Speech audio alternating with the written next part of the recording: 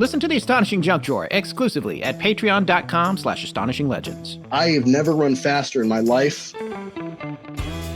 Well, my name's Max Kelso. I'm an Eagle Scout. I was in Troop 311, so. Was your gut instinct immediately that this was something that was not human? Suddenly, even though I'm all bundled up warm, I go cold, shiver. All of a sudden, there was this column-shaped, very discreet mist. There was a mist in your midst. Talk about cryptids and other dimensions. It is a very cute cat. It's not real. It's not happening. I was binging Naked and Afraid last night, so. Astonishing Legends would like to thank Squarespace, Masterclass, The Farmer's Dog, our contributors at patreon.com, and you, our listeners, for making tonight's show possible. As we've discussed many times on Astonishing Legends, there are some locations around the world that you might think twice about visiting when you hear their names. The New Jersey Pine Barrens, the Bennington Triangle, the Torture Chamber in South Dakota, Goblin's Gate in Washington, and of course, Devil's Den in Arkansas, where our friend Terry Lovelace had a life-altering experience. What's in a name anyway? Sure, some spooky things have happened at many of these places. Others are named for rock formations, or their appearance from afar, like Goblin's Gate. But there are a few where the name definitely carries more weight. Because somewhere, back in time, something happened there. And before there was the printing press, TV, or the internet, if humanity wanted to make sure people knew a place should be avoided, they gave it a name. Like the Navajo gave Skinwalker Ridge long before the Sherman family purchased ranch land containing a portion of it. This brings us to tonight's topic, Shades of Death Road in Warren County, New Jersey. There's a lot of speculation on how it came to be named that, and we wanted to know more about it, especially since it's bordered by Ghost Lake, where people have reportedly seen misty apparitions that floated across the water toward them until they fled. Why are so many places with foreboding names so close together in this quiet little pocket of northwestern New Jersey?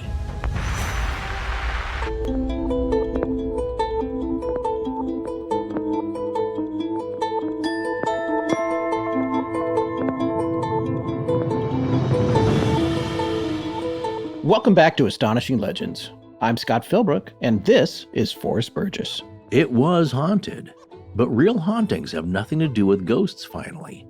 They have to do with the menace of memory. Anne Rice, the Queen of the Damned. Join us tonight as we take a trip down Shades of Death Road.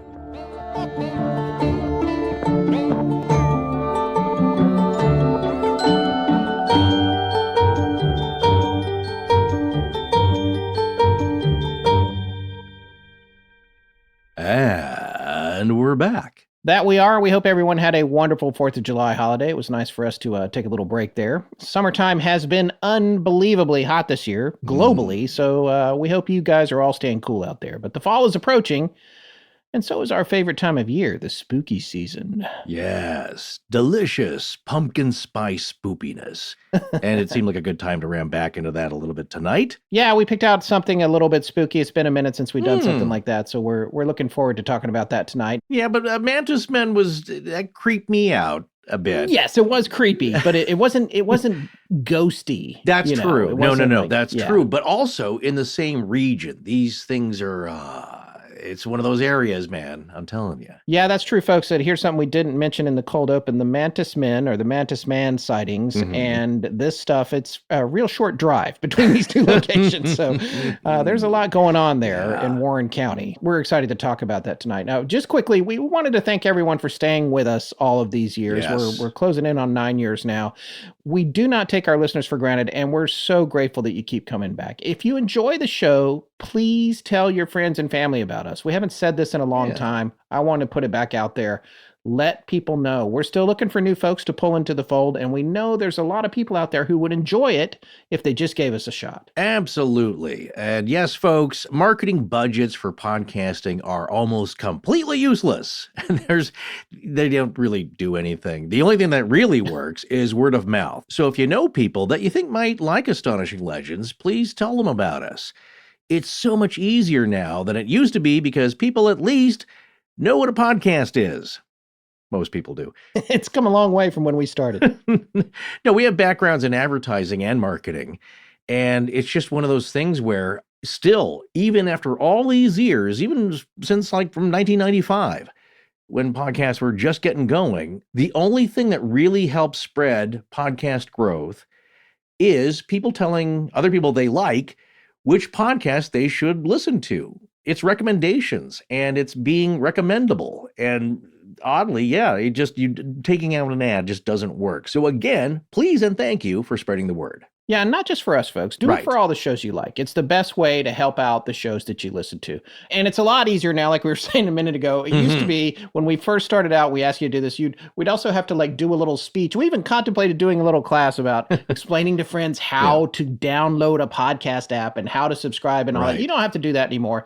Everyone now pretty much knows what one is, and you can find us anywhere: Apple Podcasts, Spotify, iHeartRadio, our own website, everywhere in between. If you just Google us or ask your smart speaker about us or whatever, will generally come up. So it's a piece of cake to recommend us now. And if you can't find anyone to tell about the show, then just leave us a review somewhere if you have a few minutes. And I still do tell older relatives and older folks I meet who ask about it that it's a radio show on the computer, and that they seem to understand. I understood that reference. I did too. Essentially, well, that's kind of what it is. And if they can get on there, I can show them how to find it. And they're usually pleased. So that's nice. All right. Well, enough of all that. Let's head on down to Shades of Death Road.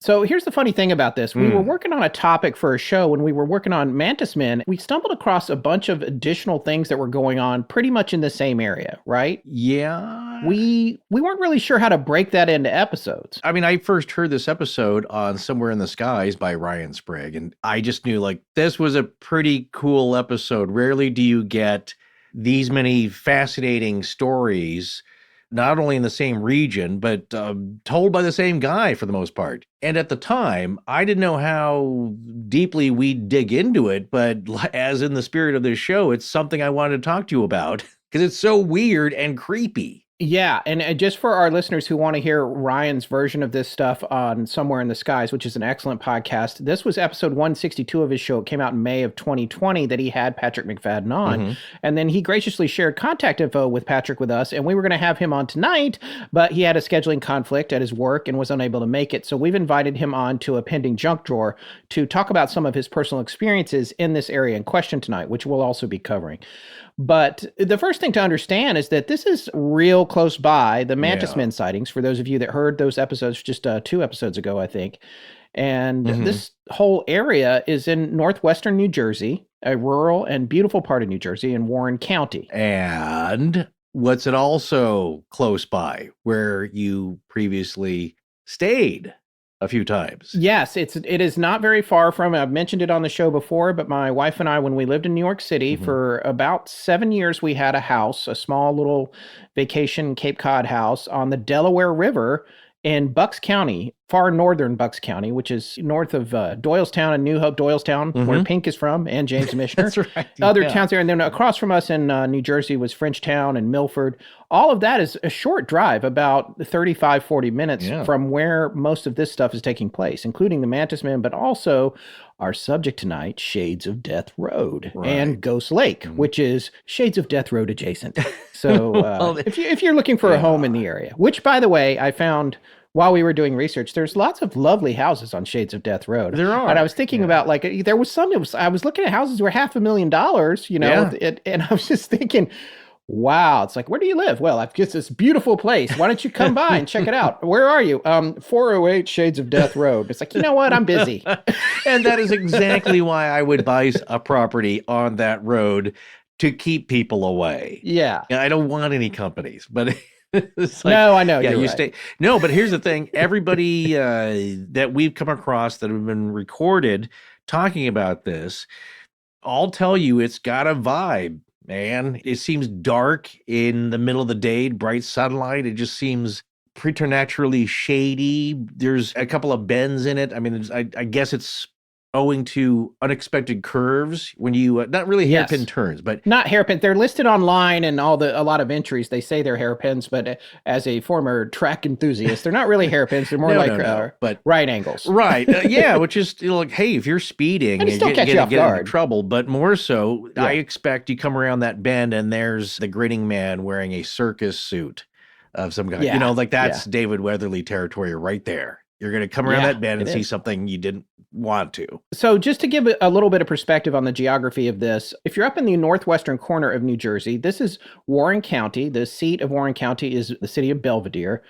Something I would say, and I actually talked to Patrick about this when we were trying to work out scheduling to have him come on, as he is from this area. And having lived adjacent to it myself, or not lived, but traveling adjacent to it and being near it all summer and mostly in the summers, I found it to be a very beautiful, beautiful area. And one of the things I will say about New Jersey, and I felt like I've said it on the show before, is it is a much maligned state because of Jersey City's appearance from New York. And there's some areas that aren't great, but every state has those. I am telling you, when you get out to the west, and especially the northwest and the southwest of New Jersey, it is just gorgeous. Yeah. It is a beautiful, beautiful countryside. It's hilly. There's farms. It's and the trees Garden and State, and there's a reason It really it's is. named that. It's very green, and I having been there a handful of times, you know, people think of, maybe blame Joe Piscopo back on SNL days.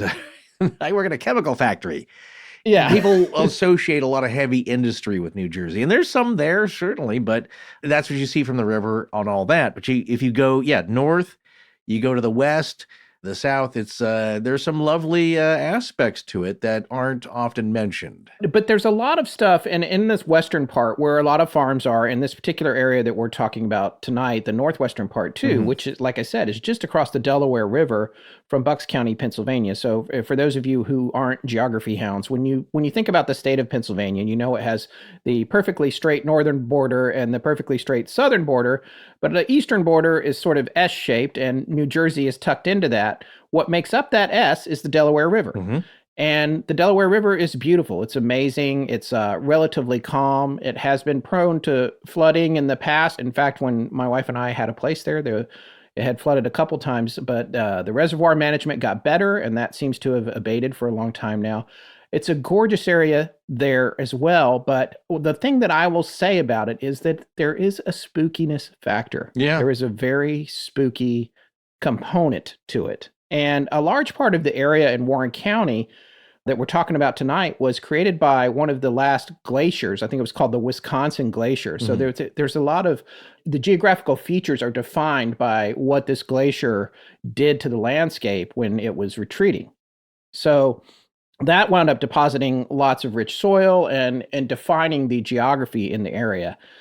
The thing about Warren County and this part of New Jersey, and actually the whole northeastern part of the United States there, it was already inhabited before the European settlers arrived. Yes. And, the first ones arriving around 1750, but it was inhabited by the Lenny Lenape people. And they had been there, by most accounts, what I've looked at in our research was that they had been there at least 6,000 years. Yeah. And they're part of the Algonquin tribes. And here's the fascinating thing about that. The Algonquin themselves called them the grandfathers, the grandparents. Yeah.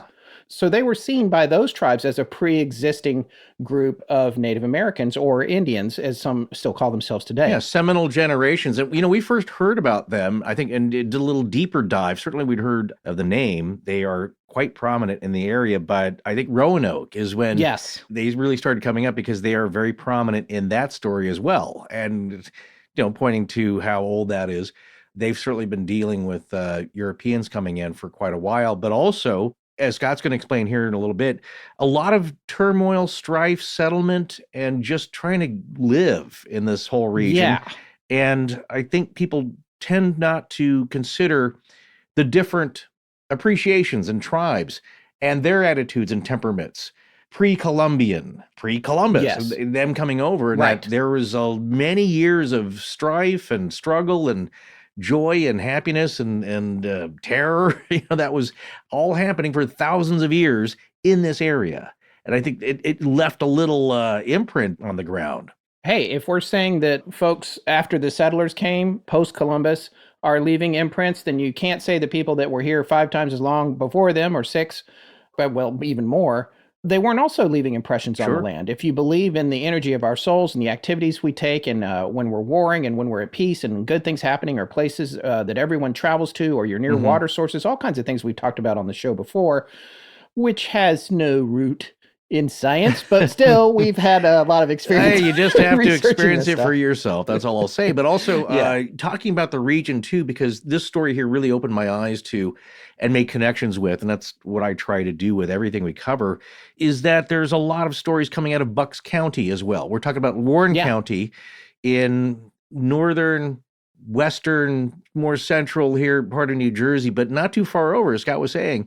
Bucks County, there are lots of reports of glowing red eyes in the tree line in the woods, stones and pebbles being thrown at people who go to visit there at night. Yeah, there's a Bigfoot situation in Bucks County. There's a couple of sightings there. Yeah, people being chased out of there. And I'm talking about like the cartoon eyes in the darkness Yes. staring back at you. And people say, like, yeah, we felt it was time to go. And as they're retreating, they feel little tiny pebbles being pelted with those as they're leaving. And there's Yeah. something around Kelton is another area too. I think that there's just something deeply mysterious and spooky about the whole area. But this stretch is a hot spot. It is a hot spot. And again, one of my favorite parts of the country, at least Bucks County for sure. I would go back in a minute. I will say that the place that my wife and I had, the town felt haunted and kind of spooky. Mhm. And the whole area was like that. But there, to a certain extent, nature was part of it Right. because we were in the Delaware River Valley. And it was clear there were cliffs behind us. And it was clear that all Mother Nature would have to do is sneeze, and our house and everyone around us for Yeah. 50 miles in both directions would just be back in the river. It's coming, So- all coming down. Yeah. and things would grow so fast. You could just tell you had to keep everything at bay Yeah. to keep it from turning into a jungly, Yeah.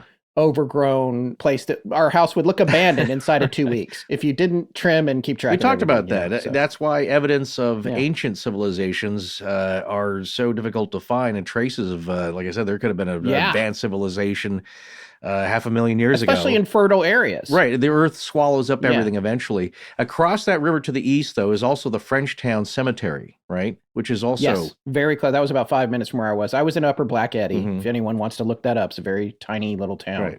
Yeah, the Frenchtown Cemetery's got a lot of historical figures in it. It's an amazing place. So all of that stuff is about an hour and 10 minutes from Manhattan, which is why my wife and I liked it. We would go that way Mhm.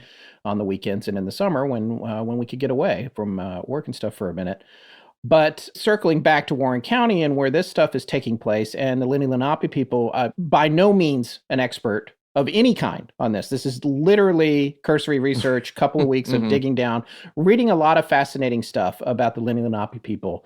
One of the things that I read, and anyone who's a member of the tribe or an expert historian is welcome to reach out to us with corrections if I say anything that's wrong here. But one of the things that we had read was that they're a relatively peaceful tribe, but they did come to blows with other tribes occasionally, including the Iroquois. And there were struggles there. And there was a situation I read about historically where the Lenape people had not been armed, but the Iroquois had. And Right. so whenever they got into a tussle, as they would say, or there Mhm. would be a battle, it would not go well for the Lenape people. The other thing that's super fascinating about them is that I think it was matrilineal or a matriarchal type society where the women had a great deal of power. The men and women were seen as equals. Women could hold land. They could do all the same stuff the men did, but the men did go out and hunt, and they built structures, and they did that sort of thing, and they protected the community. But the women were also landowners, and the matriarchal line was considered, or is considered, I should say, the most important line genetically and in terms of the tribe.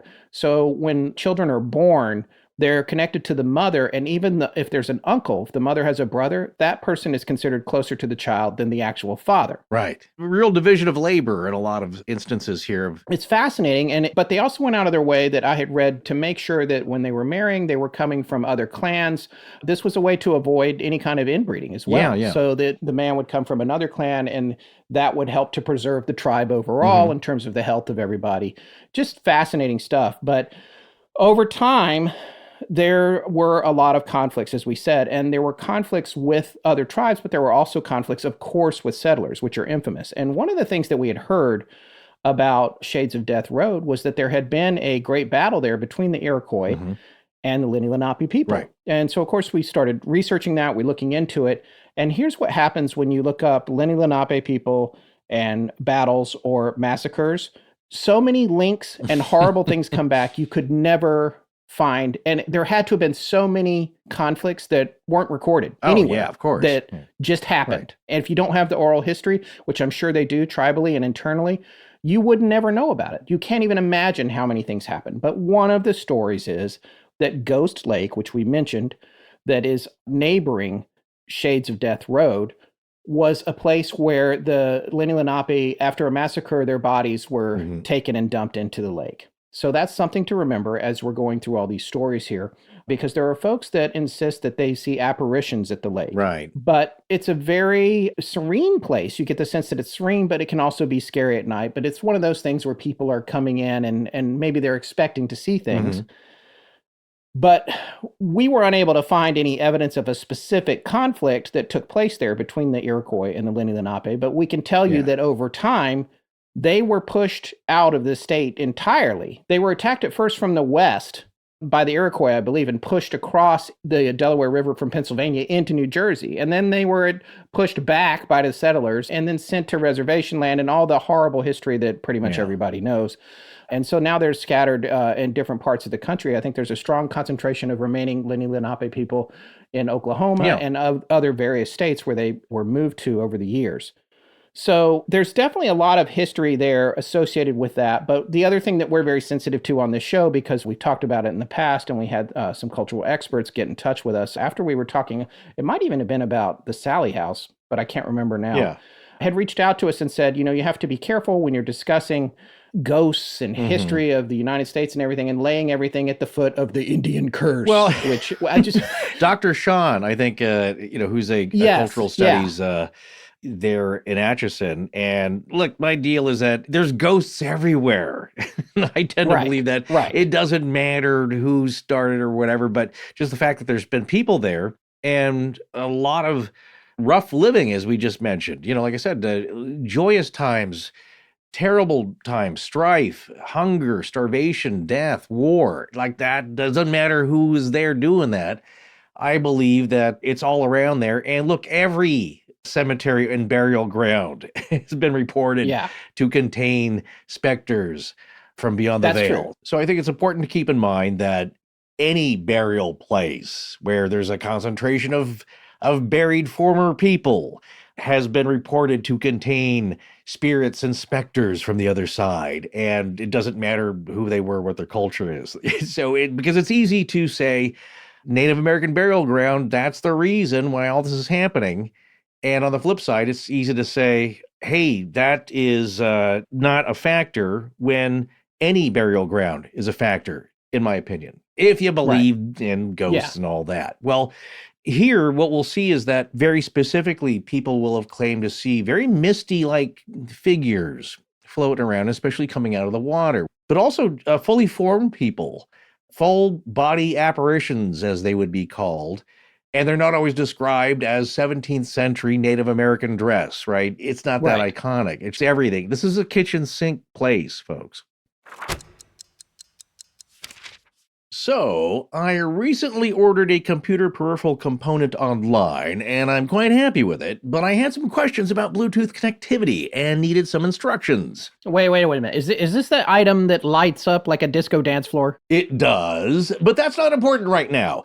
My point is, I searched and searched, and I could not find any instructions online, and I gotta say, although it's a good product, I'm a little wary of a company that doesn't have a website, Oh, yeah, I know. It's like if you've ever dealt with someone for a service or bought something from them and they tell you something weird, like they're in the middle of getting a new business number, so there's no way to reach them. They'll call you. It seems a little sketchy, and it doesn't instill confidence. No, it does not. I don't want to have to go check out your social profiles so I can scroll endlessly through posts for the info I need. Just point me to your website. Well, this podcast is brought to you by Squarespace, and our Squarespace website is where we have everything about us presented efficiently, thoroughly, and beautifully. And it also serves as our AL archives. Come on, it's not that hard, people or companies. Nope, it's super simple, and it turns out super elegant with Squarespace. You can start by picking a best-in-class website template that fits your style, and then either on desktop or mobile, or you can even do it on your smartphone. Imagine that. You can begin to customize every design detail you want with reimagined drag-and-drop technology they call Fluid Engine. It's a next-generation website design system from Squarespace that allows you to unlock unbreakable creativity, and it's built in and ready to go on any new Squarespace website. It's very cool to work with, and I think it's something a lot of our listeners who create stuff or offer a service as their main job or on the side would really appreciate. I know it wasn't always easy to sell goods or services on your own homemade website, but those troublesome days are long gone with Squarespace because they have all the tools you'll ever need to get started to present your content or grow your business. You can easily sell the custom merch you make and create a passive income stream that engages your audience and scales your brand. Design your products, and production, inventory, and shipping are handled for you, saving you time and money. Speaking of money, if you were able to draw someone to your website who now wants to pay you for what you create or do, you want to make that into a sales conversion. You want to make that process as easy and secure as possible for your customers. Don't have them leave their items in the online shopping cart. Make checkout seamless for your customers with simple but powerful payment tools. You can accept credit cards, PayPal, and Apple Pay, and offer customers the option to buy now and pay later with Afterpay and ClearPay. And here's something really cool that reminded me of all the fun and frenzied commerce going on at MonsterFest. You can sell in person by connecting a Square Reader to the Squarespace app and keep your orders, inventory, and customer data in sync with your online store. Wow, just like a real business. Start dreaming bigger. You can do this. Just go check out squarespace.com for a free trial. And when you're ready to launch, go to squarespace.com/legends and use code LEGENDS to save 10% off your first purchase of a website or domain. I have only one problem with Masterclass. Oh yeah, let me guess. There's so many great and fascinating topics, it's really hard to choose what you want to learn about next. Exactly. I want to learn about everything Masterclass has to offer. You know, people ask us like, hey, where should we dive into your podcast? And I say, well, just scroll till you find a title that interests you. And what and how much you can learn will surprise you. Because the main topics in this class I want to talk about are more from a field I don't work in anymore. But that's another great thing about Masterclass. Each lesson can offer so much insight, even if the overall series isn't something you were initially interested in, which is what people say about our show all the time. So, but what grabbed my attention was the title, Persuade Yourself, How to Self-Motivate, which is something I really need help with, and got some great pointers on how to kick myself into gear. I love it, because with Masterclass, you can learn from the best to become your best anytime, anywhere, and at your own pace.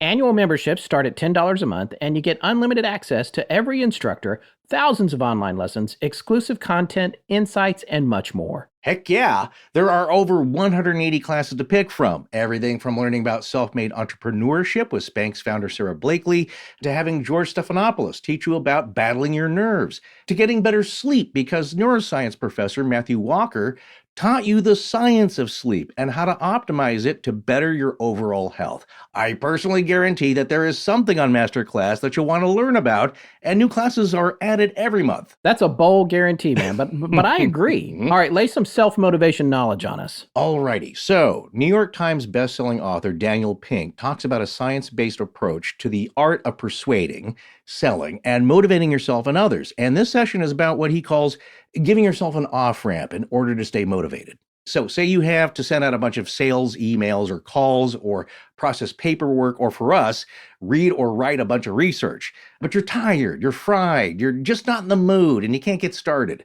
So you do the 5 more technique. Whatever you're doing, just say to yourself, you'll do just 5 more. So make 5 more calls, read 5 more pages, write 5 more paragraphs, or process 5 more forms. You're not trying to change your mind. You're giving yourself an off-ramp to do just a little bit more, and then you can let yourself quit. But what you'll find is that once you get that momentum going, you end up doing a lot more. And when you're feeling burned out during the day, take a break, even for just 10 minutes, preferably outside and preferably with someone else. Like go for a short walk with someone you like where you don't talk about work. And that's just 2 of the tips. See, Masterclass can help you find practical takeaways that you can apply to your life and at work. If you run a business, you can use Masterclass to help your team. You can use it to improve your relationships, your self-care, or your hobbies. Whatever it is, Masterclass has you covered. Gain new skills in as little as 10 minutes, either on your phone, computer, tablet, smart TV, and even audio mode to listen on the go. And that's what I did. I often use it ad hoc, meaning I turn to Masterclass if I need some quick advice, skills, tips, or whatever at the moment. Like I needed a lot of motivation to write notes for the show, so I scrolled and searched for self-motivation, and bam, here we are. And here we are. And how much would it cost to take one-on-one classes from the world's best? Well, with Masterclass annual membership, it would only cost you $10 a month. I would have paid somebody $10 to tell me those tips. Get unlimited access to every class. And right now, as an Astonishing Legends listener, you can get 15% off when you go to masterclass.com/legends. That's masterclass.com/legends for 15% off an annual membership. Masterclass.com/legends. Hi, I'm Emma Jameson, and when I'm not writing mysteries, I'm listening to Astonishing Legends with Scott Philbrook and Forrest Burgess. Now, back to the show. So after the tribes have been present there for, as we know now, 6,000 years, one of the things that happened was in the 1750s or so, the Dutch came over, which are also the ones who settled New York City as New Amsterdam, I think, and it might have even been something else before it was New Amsterdam. I know that it was. It got renamed to New Amsterdam, but they came over and they were attempting to mine copper in the area, and they were pretty ruthless about pushing the Lenape people and all of the local tribes out, unless the tribes were coordinating and helping them remove other tribes. So, in fact, predating this by almost 100 years, there was a particular Dutch leader who had been horrific to the Lenape people. If you look it up, it's a thing called Kief's War. We'll have a link to it in the show notes. That's KIEFT''S.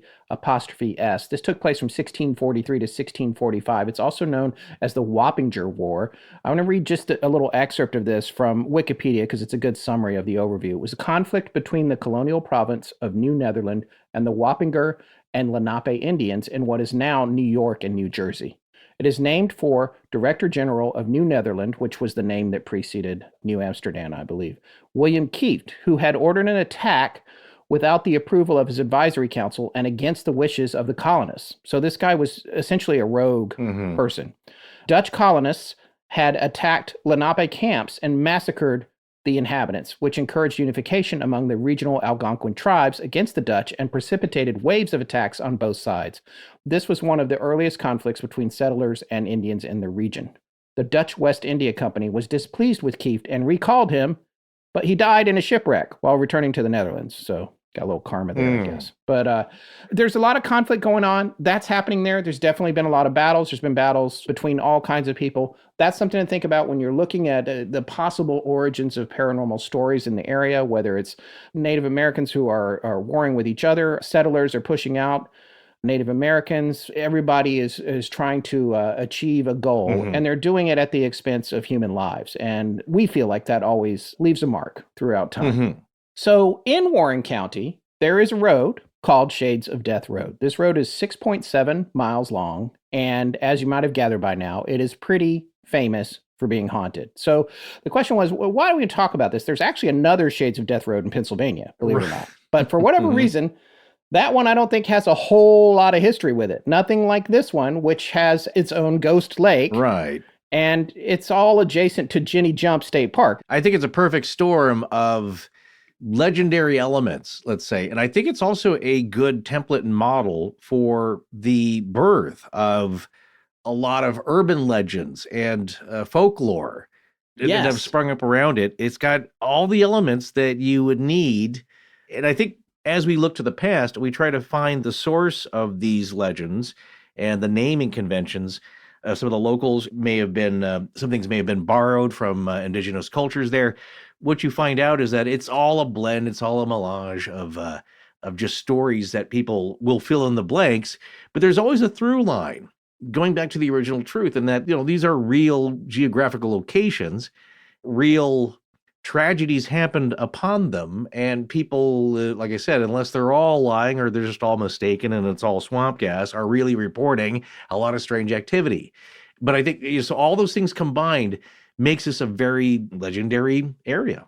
Yeah, and I think the other thing to remember there, and because everything you just said reminded me of something else, that it's easy to forget when you're looking at these big picture conflicts and all these people moving around and hundreds, if not thousands of years of people trying to survive and inhabit land and have offspring that can survive and all of that kind of stuff. It's something, it reminds me of Dyatlov Pass. So I got really caught up in those kids in that story. It's important to remember that in these stories, these are people. These are all people. If you went out and you hung out with them, whether it was the Lenape people or other people from the region, or you went into the 1800s and you met folks, there's going to be folks there that are going to remind you of your own family and friends. Sure. And they all are going through all kinds of hardships. And that's the thing to remember about the big picture here. So just to the north of Ghost Lake and Shades of Death Road, there is a park called Ginny Jump State Park, which has a ridge in it, I guess, a mountain called Ginny Jump Mountain. Right. So when it comes to the origin of the Ginny Jump legend, which we're about to explain to you, again, connected to this area in Shades of Death Road, we had a hard time tracking down where exactly it came from, but eventually we were able to determine, thanks to some cursory research, that the source of it was a book written by a Swedish missionary named Sven Rosén. And this book is called The Dansbury Diaries, Moravian Travel Diaries of Reverend Sven Rosén and Others, from 1748 to 1755. There's a hardcover edition of it. It came out in January of 1994, which, we would have loved to acquire this or try to acquire if there's a Kindle edition of it, but it's not. And here's the thing. The original version was probably written in Swedish, and there are versions out there, but there's only one version written in English, this translation. And this one, the hardcover, is currently available on Amazon for $490. Ouch. Well, yeah, readily available. So normally I would like to read that and read the actual source story on Ginny Jump, but we were unable to procure that copy of the book. Right. And the earlier copies are not in English. So we're going to resort to a small printout or a scan of a document that appears to explain the legend of Ginny Jump and its origin. And this is from alamuchinewjersey.org or nj.org. The legend of Ginny Jump. The area around Ginny Jump State Forest was inhabited by the Mincy or wolf tribe of the Lenny Lenape, which means the people. These American Indians were hunter-gatherers who lived in a woodland culture. Though relatively peaceful compared to their Iroquois neighbors to the north, the Lenape were known to have conflicts with the European settlers. The conflicts were usually the result of perceived wrongs by either the settlers or the Lenape. It is in the environment that the legend of the Ginny Jump grew, perhaps entirely myth, perhaps based on some fact. The legend was recorded by Swedish missionary Sven Rosén in 1747. According to the legend, Ginny, who was gathering berries, jumped off the ridge when her father saw Indians approaching and yelled for her to jump. Some versions say she died, others that she survived. However, it is also possible that the name Ginny Jump is the anglicized version of a Lenape name of the mountain, and that the legend is sprung up to explain it afterwards. There's a couple of different possible explanations for that. I would say that the locals, including Patrick, have all heard that story. Yeah. And Ginny Jump State Park has hiking trails. It's a beautiful park. And right on the website, it talks about that version of the legend. Right. And so that's next to or very close to Shades of Death Road and Ghost Lake. So tonight we wanted to look at, why is it called Shades of Death Road? There's a lot of stories about the area, some of which we'll share tonight. And there's a lot of theories about the origins, but the theories aren't all clear. There's one suggestion that there was a band of squatting highwaymen robbers that lived there who frequently fought. Think of a modern day motorcycle gang, I guess. They were fighting and arguing. They lived in the woods. If you passed by and you had nice stuff, they killed you and took your stuff. That kind of thing. Happened a lot. And happened a lot. And that's, Robin Hood, but not as nice kind of situation. And yeah, and you're probably not that can go on for quite a while before you get found out. And so yes, it could be very lucrative. Right. So there was this idea that they were there, and maybe that's why it was called Shades of Death. They called the whole area Shades of Death. That's one rumor. The other possible rumor is that sometimes those folks would be caught by local vigilantes. And if you don't know about vigilantes, listen to our series on Henry Plummer, the outlaw sheriff. Right. Yeah, it's a good callback to that, which out in Montana. But the vigilantes would catch the highwaymen and hang them up from a tree called the hanging tree, which Patrick McFadden tells us is still there. He knows where it is. And that would be a message to other criminals. It's like, you come around here, we're going to string you up. And you start killing locals or people that are traveling in and out of here, we're going to string you up. And maybe that's why it's Shades of Death Road. Right. And part of the branches would hang over the road. And as you said, as a warning for people passing through. And that's also a very long, nasty human tradition. Heads on pikes and bodies strung up. And people being left there as a message. But, of course, now people claim to have seen ghostly specters of bodies hanging from the trees in modern times now. And they don't know the stories. And they don't, they don't know the stories. Seeing. And then you wonder if you could find out that that never really happened, if there's no reports of that and nothing official, you could say, well, that goes to show that that's all made up. People are just making up these stories because they heard these old legends of people being strung up there. And I think that there's a connection where it doesn't matter if that original story is true or not for people to see something like that. Yeah. You know what I'm getting at? It's like I said, people who want to and should look at it skeptically and with a historical eye, say, well, you know what? There's really no reports of anybody ever being hanged there, lynched. There's no record of it, not even any of the old police records that took track of everything else that was going on in the time. So we think that that's false, yet people keep seeing that. It's a little then like the Goat Man in Texas. That there was never any record or any local knowledge of anybody ever selling goats there, known as the Goat Man, and him being lynched, yet people claim to see this specter. You know what I'm saying? It's a weird aspect of that where it doesn't really necessarily depend on accurate history for people to see something weird. And that might be part of the collective consciousness, the subconscious, the projection of that. And I think a lot of times, even people who don't know that that is part of the legend around that area will see something that's connected.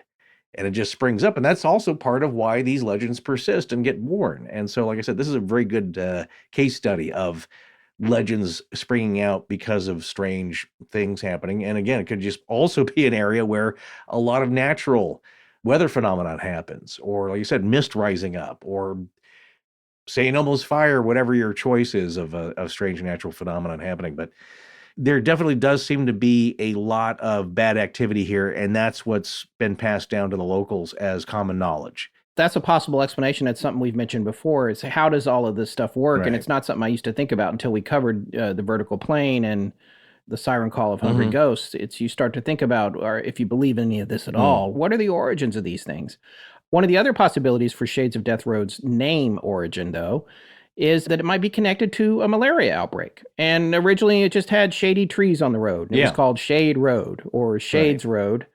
And then there was the malaria outbreak, and it was a recurring outbreak that happened on an annual basis. There was a set of mosquitoes, a mosquito family, if you will, that lived, I think, near Ginny Jump, near the ridge, that would supposedly come out, at least that was the legend, they would come out and spread malaria, and families had no way to fight it, and they would lose lots of people every year, and it was all around that area, and so it became Shades of Death Road for that reason. Well, like Parashani, that we've covered a long time ago. That's right. Outbreaks of cholera can devastate entire areas. And then you look at the headstones, and it's a lot of children, a lot of, like I said, there's nothing to stop it, and people freak out. Same thing more recently with Duffy's Cut. Yes. That could be a reason for a massacre of just like, well, let's just get rid of all these people. We don't even know. So burn everything. Yeah, that's true. And so, yes, a lot of tragedy follows these outbreaks like this. And but you're right, is that they had no idea how to stop this, except that now swaths of people are getting sick. And that's a really horrible way to go. Yeah, and that actually also reminds me of cemeteries. I was visiting a friend on Cape Cod years ago and went to a very old cemetery out there.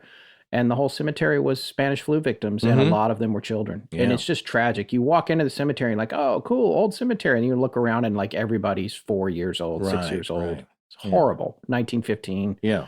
these things do happen and the malaria outbreaks happen. And so what would be the real reason, though, that this place is called this? But before we go any further into that in the historical background, let's look at some of the stories we've heard about Shades of Death Road. There is also a cave in Ginny Jump State Park it's marked on Google Maps if you want to go there and check it out, called the Fairy Hole.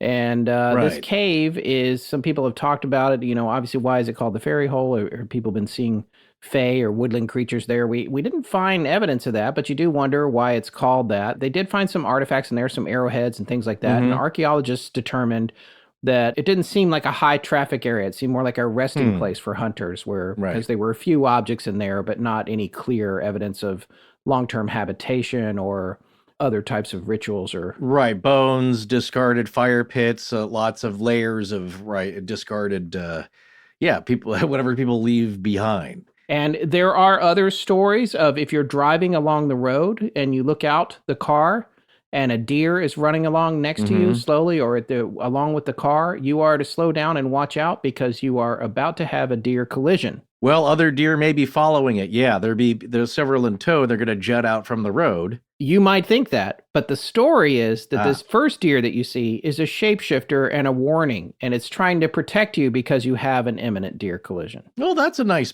public service announcement of sorts. Yeah, it's like the opposite of a skinwalking wolf. Who's just out to a cigarette or a ride. That's a common thing that people see. I don't know why, but wouldn't say it was a trope.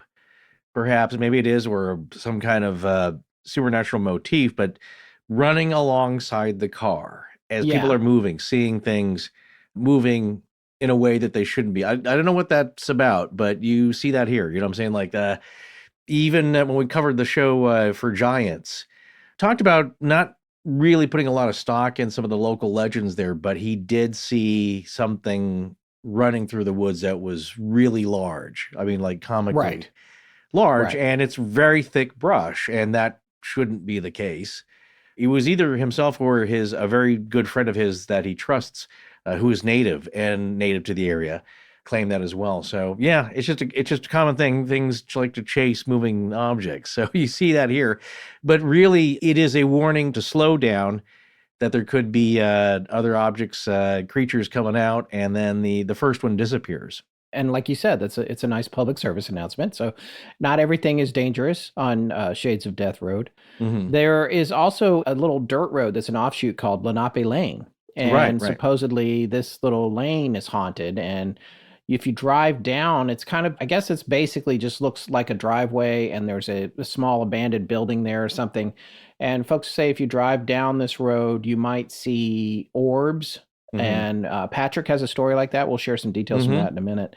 Not just there, but in other places, you see an orb that's white, and then if it turns red, it means you're going to die. It's a warning to get out of there. Yeah, so trouble's it's a warning coming. To get out of there. Get out. Trouble is on the way. So I think one of the spookier stories is more rooted in possible true crime, which was supposedly in the 90s, I guess, in the early 90s.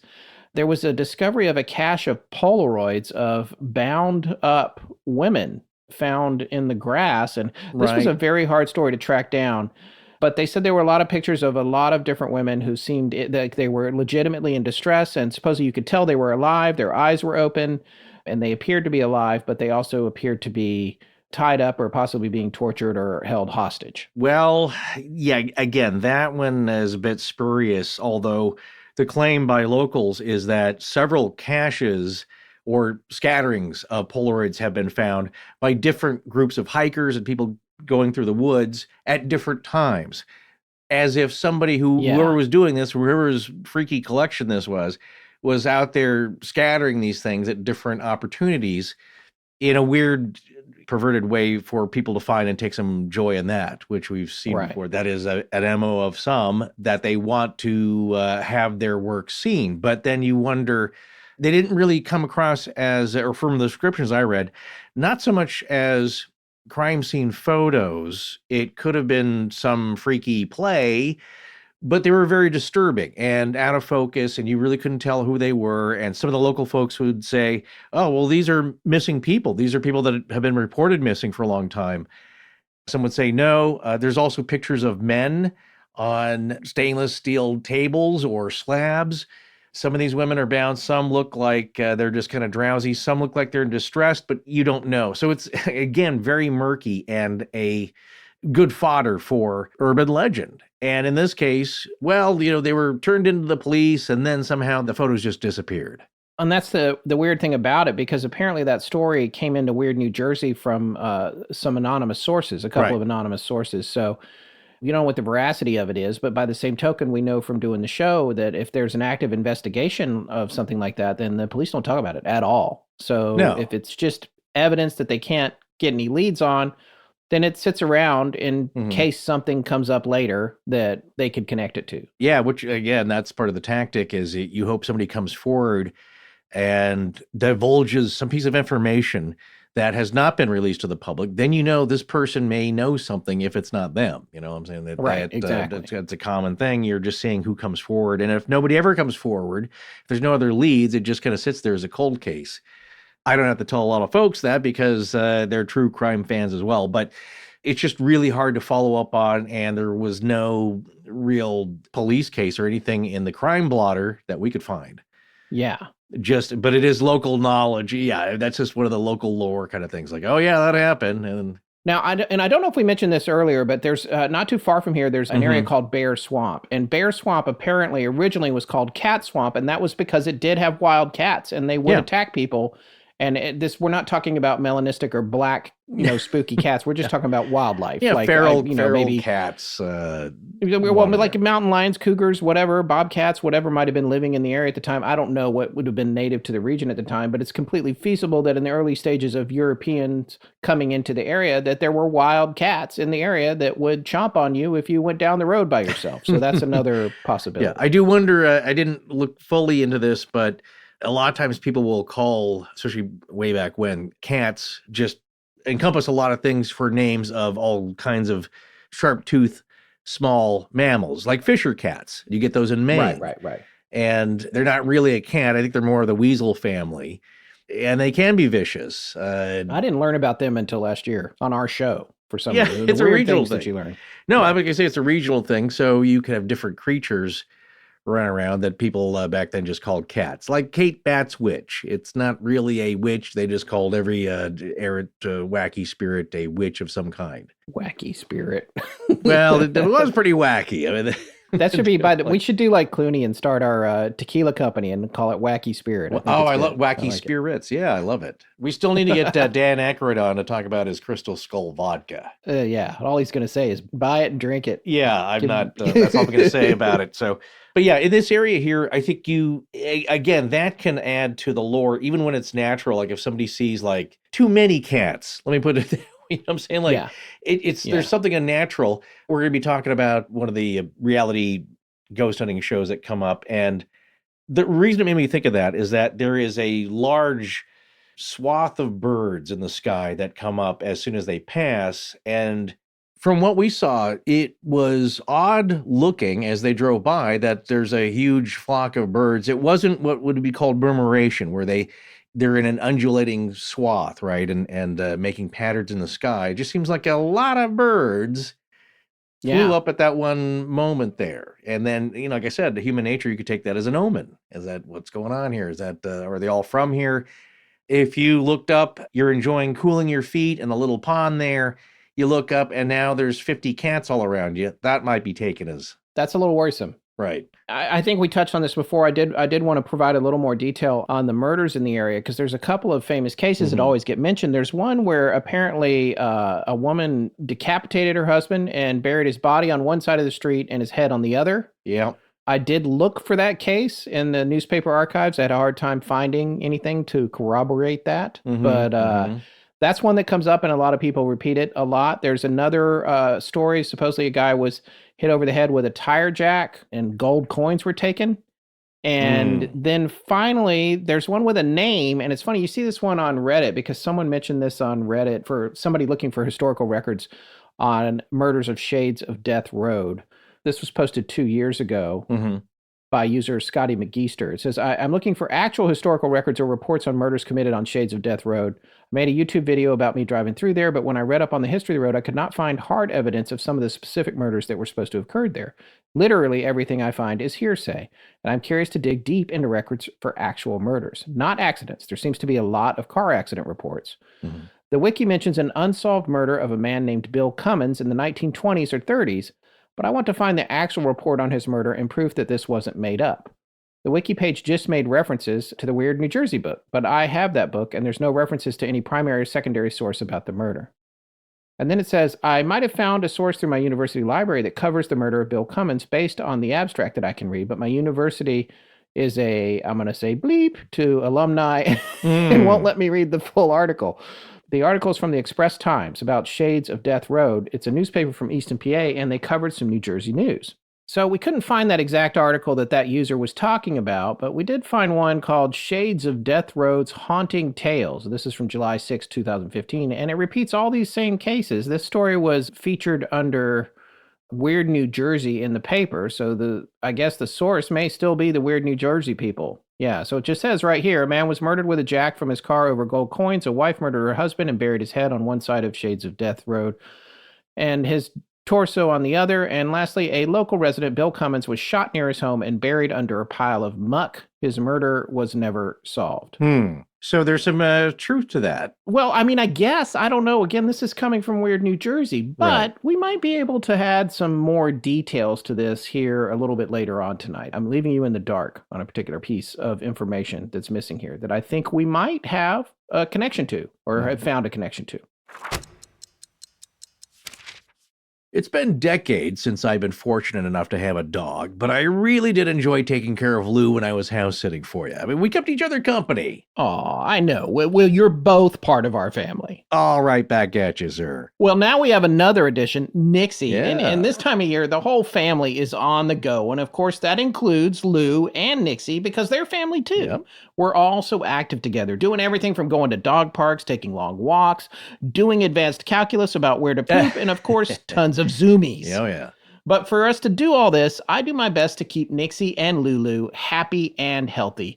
They're both girls, so we call them the ladies. And that all starts with feeding the ladies the farmer's dog. Yeah, I wish it was around when we had our dogs because the farmer's dog makes and delivers fresh, healthy dog food. It's recommended by vets, nutritionally balanced, and made from human-grade ingredients in safe, clean kitchens. I know. That makes the whole family feel good because traditional dry and wet dog food options are extremely processed, can use much lower quality ingredients than they claim, and it's really hard to know what the right serving size is. A lot of dog owners, I think, really don't know how much they should be feeding their pets and don't know what's really in the food.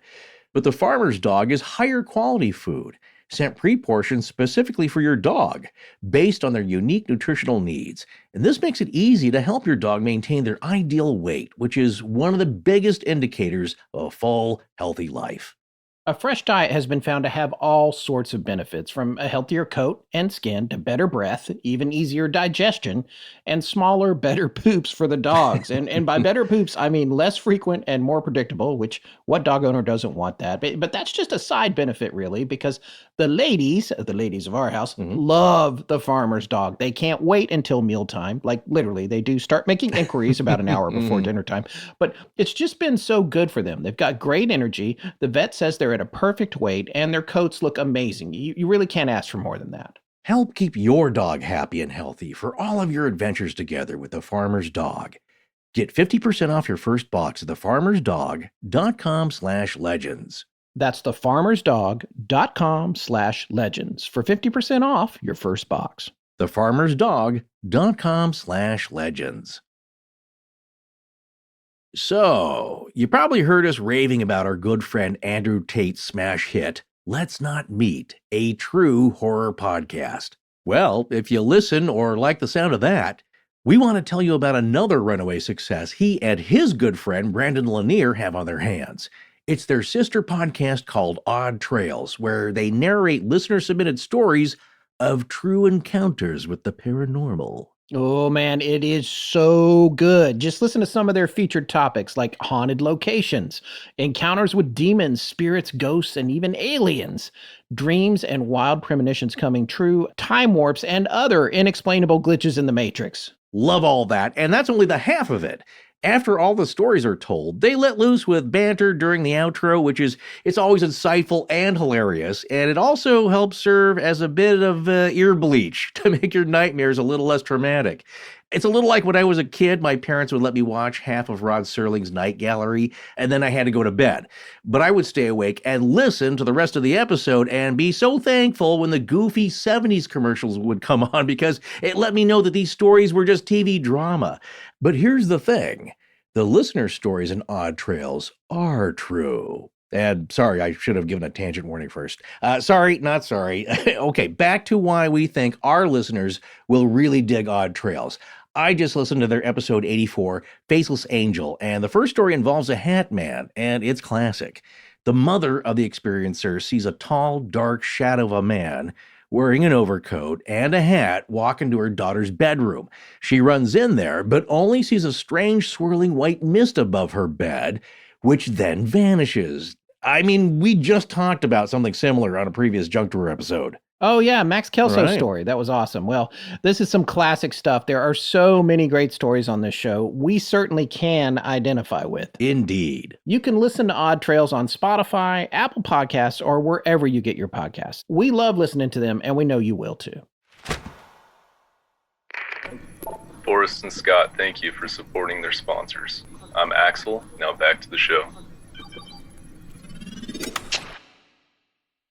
All right, so this next story, before we get into some of the historical stuff that we uncovered about this area, it comes from Patrick McFadden. And he told this story, again, on episode 162 of Somewhere in the Skies. If you look up Somewhere in the Skies on Spotify or wherever and you search Shades of Death, that episode will come up. But as we said before, Ryan put us in touch with Patrick. He was going to come on our show, and we were supposed to talk to him today, but he had a work emergency come up and he was unable to make it. So we're hoping to have him on the Junk Drawer to tell this story to us himself. So if you're not already a member at patreon.com Astonishing Legends, if you go over there and sign up, you can check out the Junk Drawer. We've got 27 of them in the can, and those are all up there. So the minute you join, you'll be able to watch 27 Junk Drawers, which is 27 hours, probably more like 30 because they're usually run long.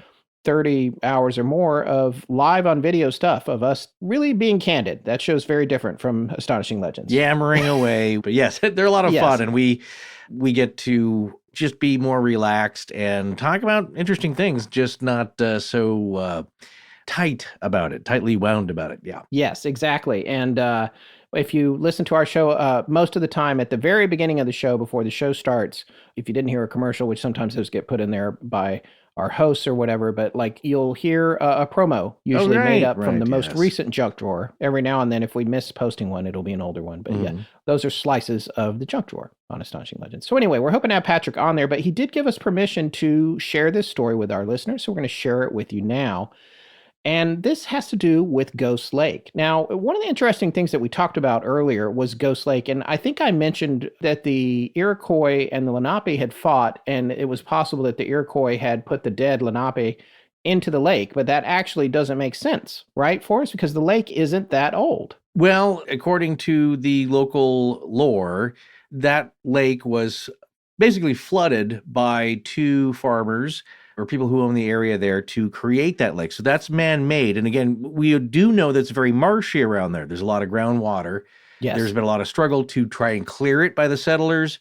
But we do know that a lot of farmers and settlers tried to clear the land of the excess water by draining it, with not a lot of luck. It would drain. They wouldn't get enough effort into the process. The water would come back again. So it is a bit of a marshy area. But what the story here tells us is that it's not very big at all. So keep that in mind. It's more like a swimming hole or a fishing hole back in those days. Not very, you could see the whole thing by standing on the edge of it and looking all the way around. There's nothing that's obscured from it, which goes to make the story even creepier. But yeah, it's like a swimming hole type size. And it was created. Now, the story is that if there are any native people buried there, it would either be more natural or as a way of being dumped there by your enemies who murdered you. that's where they were, and then the water was let in upon them. You know what I'm saying? So now Right. the area was Yes. flooded over the grave sites, which Right. then means that if they're coming up out of the ground, they're going through the water. And it looks like they're coming out of the lake, that they may have been dumped in the lake, but that would not be accurate chronologically. So, Right. but it's entirely possible, yeah, that there have been people and animals and all sorts of things buried in that spot where the water is now throughout the centuries. And it's a conflation. Again, that's what I love about this. It's like layer upon layer of things that did happen, things that may be embellished, things that were only supposed after many years after the reality of it, but they all come together. But here's the interesting thing. It's not that old if you're talking about the early Right. 1900s in No. the grand scheme of things, the history of America and the history of the world, and definitely the history of the indigenous people to this continent. Mhm. So do you think those two farmers, when they flooded it, do you think they just immediately went, let's call it Ghost Lake? Well, Or that happened later because of the pillars of mist that everybody was seeing? It's like, if you go up there, yes. you're going to see these apparitions coming out of the water. From Right. here on out, this place is Ghost Lake. I'm going to guess the latter, that it's because of the seeming mist. Now, Scott, you've been towards the fall, especially, or in the spring, been near a body of water when the air is cooler than the water vapor coming off the lake or the lake itself. So Sure. then you get a mist, and it's pretty even. It's a very cool Yes. effect. I've seen that quite a bit myself. It's like smoke or fog from a fog machine at Yeah. Halloween kind of thing. Yeah, but it's all over the lake. It's not just two columns coming out of the lake by itself. So Right. keep that in mind when you listen to this. There is a different type of mist coming out altogether, if it is mist at all. But once again, we have two things happening in the same spot. You have perhaps natural burials, and you have a flooding of the area much later. But I will say, as far as the name goes, when you say it's Ghost Lake, yeah, that does seem more like local urban legend lore. But I will say this, in the region from where I am from, there is a lake called Spirit Lake. And I never knew as a kid what that meant. It's just like, oh, that's kind of a cool name. And then you learn, it's like, well, no, that wasn't the white settlers coming in naming that. That name came from the Native Americans who settled around the lake and claimed that it was chock full of spirits, that it was a very mystical place, and that spirits could be seen quite often. I don't know a whole lot about that aspect of it, of the Native American lore of their own that surrounds the lake, but that is where the name came from by the indigenous folks, not the gringos. You know what I'm saying? So sometimes you do get a name that is more authentic, at least with more ancient lore, than it is more modern, spooky vibe stuff. Right. And that's what's interesting about this case. It's not going to necessarily be attributed to local Native Americans because the body of water didn't come along until the 1900s. But, as you always say, you're like, when a business or a government acknowledges something that's official, and I'll tell you right now, in Google, you look on Google Maps or Google Earth or any map, and what you will see when you zoom in on this area is that Ghost Lake is called Ghost Lake. It's not just a nickname. Right. No. That's its official name now. It's stuck. I will say this as well, is that unless you have some hydrologists and geologists studying it, they may take core samples and can tell you if there was standing water of any significance there hundreds of years ago, thousands of years ago. I mean, there clearly was a creek. At the very least, there was a creek, it. and they do know it was marshy, right? So there could have been, like I said, natural water accumulating there. And if it's 3, 4, 5 feet deep, like that's enough to throw some folks in that you don't really care to deal with. You know what I'm saying? So you don't know. You can't just rule one thing out the other. You really have to study it. And then, who's got time for that to establish the name? If there's really any bodies that have been thrown in it. And if there are indigenous graves, then you are not allowed to touch it, or you shouldn't, and disturb it. Unless with permission, you have to put it all back. So, yeah, there's a lot going on there, and it's just kind of left to local legend that people were dumped in there, and also victims of crime later on. Right. That may have happened after the turn of the 20th century. Let's share Patrick's stories before we get into the historical information that we uncovered. These are some pretty good stories, and he lives right there, or at least did. I believe he's still living very close by, but essentially he grew up in that area. So Patrick decided to go fishing at Ghost Lake around 9 p.m., and he was 17 years old at the time, according to him. For whatever reason, he needed to get a ride up there, so his girlfriend took him up to the lake, and he said, you know what, come back in an hour and a half. and pick me up. I'm just going to do a little fishing. And so she dropped him off. He goes up to the lake. He walks down to the water and he starts fishing. And again, as Forrest said a minute ago, at larger lakes, a lot of times there's places where the shoreline cuts in or there's little inlets or coves and you can't really see everything. But Ghost Lake, and you can tell this even from looking at it on Google Earth or Google Maps, or if any of you have been there, because a lot of people have. Strangely, our composer for the show, who normally lives in Tennessee, is really close to Ghost Lake right now. He was like, I can go over there. So Alan Caressia, whose music is amazing. You hear it in all the cold opens and a lot of the stories now. He's our new composer. But anyway, so Patrick is up there. He's fishing. He's standing in the water. He describes himself as like, if he's at a 6 o'clock position, he notices at a 10 o'clock position around the shoreline a little bit, he sees another fisherman. And the fisherman looks a lot like him. He says he's got a baseball cap pulled tightly down over his head, and he's standing in the water fishing at the same time. But the one thing is that Patrick couldn't seem to see the legs on this other individual. Yes. Now, I think because it is dark, I mean, people night fish, certainly they will bite, but generally you have some kind of an aid, like a light. And in some areas, this is illegal to do because it will attract a lot more fish. And it's not really cheating, but you're going to catch over your limit, perhaps. People will fish with a lantern hanging over the boat because the light will attract the fish. I've been fishing myself years ago with a lure that is a little tiny glow stick, and you snap it and it puts out a glow, and that will help attract fish. Patrick is just out there with a rod and a reel on his own, it sounds like. I mean, there's not a whole lot of detail. We may have to see what he can remember from his time there, but of course, remember, it's decades ago. This would be 30 years ago for him. And when he told it on Ryan's show, it would have been 27 or 28 years ago, I think. So But speaking to the odd aspect of that is that he looks over and he notices that the guy doesn't seem to have any rod or reel or tackle or tackle box. He's just there. And then I think at night, because like I said, it could be misty and maybe a little hard to see, although he can clearly see that there's a guy there. That's not an illusion or a barrage of anything. He just looks down. It's like, okay, the atmospherics are such that I can see my own legs. Why can't I see this guy's legs? Yeah, he described a little mist in the air. He didn't say specifically, when he told the story, he didn't say specifically that there was a fog. No. He may have meant fog, but like he didn't describe it as any sort of obscuring atmospheric effect, as you just said. It just like a little bit misty, maybe. Here's the other thing I'll say is when you see something very strange, I think your brain doesn't put it together right away. Like you don't clock it, as they say. You know what I'm saying? It may be until much later then you realize, like, I don't think I saw the guy's legs, the bottom half, or like from below the knee. The guy just kind of faded out. And that is a very common apparition. There's a pretty good ghost photo that I like from a theater. And there's a children's performance. It's like a dance troupe happening on stage. Off to the side near the wings, you see a woman, a dancer, pretty modern looking, halfway doing a twirl, and her legs kind of fade out at the bottom.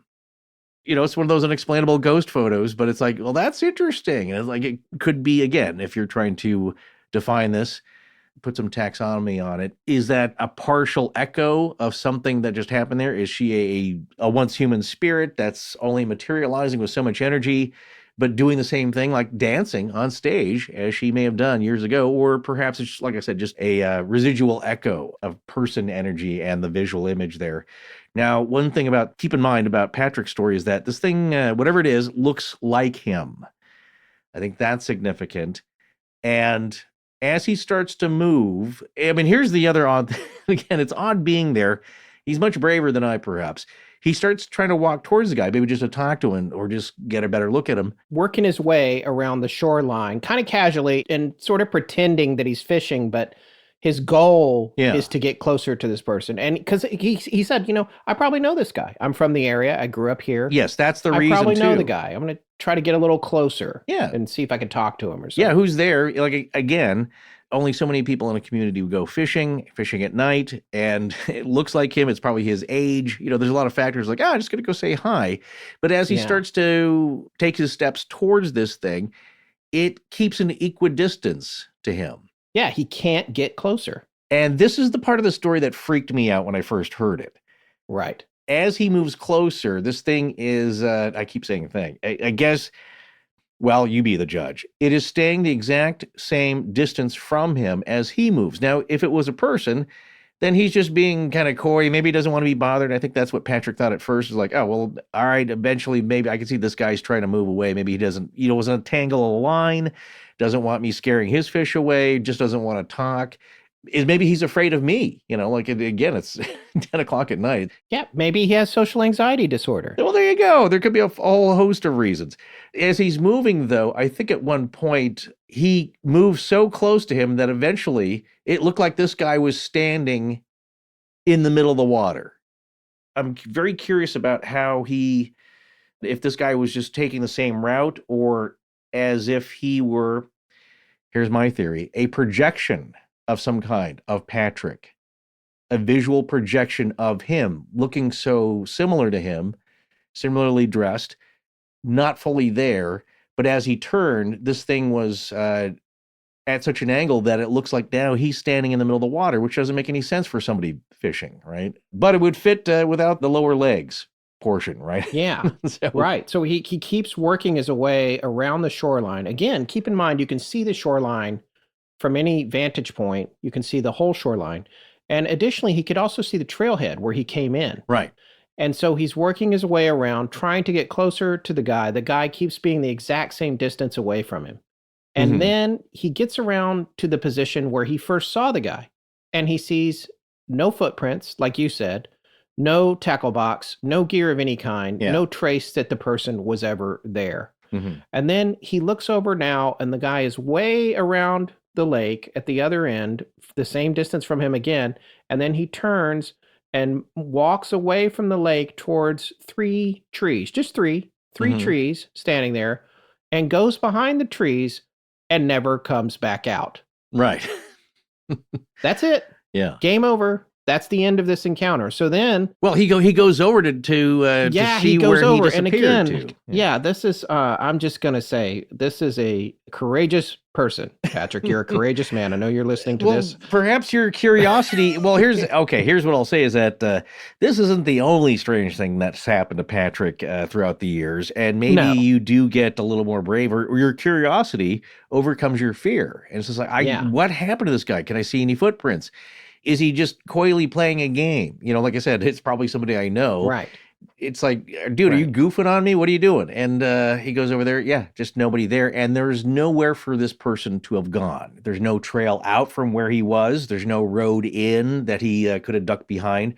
It backs up against the ridge or the ledge there of some rocks and trees. And so unless he had climbing gear with him, which again would be an odd prank brought in just to freak somebody out at that moment, or he's just so desperate to get away, he starts mountain climbing over the ridge.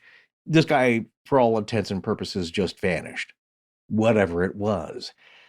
And so at this point, though, I think finally Patrick is now starting to get creeped out, and it's time to go. Yeah, so he heads back to the trailhead, and he's like, I'm going to go out and wait for my girlfriend. And I think he was thinking a little bit earlier than she was supposed to be there, because I think he'd been there about an hour. Yeah, he proposed 2 hours, right? So he said about 2 hours, come get me. Yeah, I think he said 90 minutes actually, and I think he went out for like and then he got out there about an hour. He's like, I'll only have to wait 30 minutes, so he's waiting and waiting. Whatever the case, he gets out there a little early. He's waiting for her. He winds up waiting a super long time. She doesn't show up.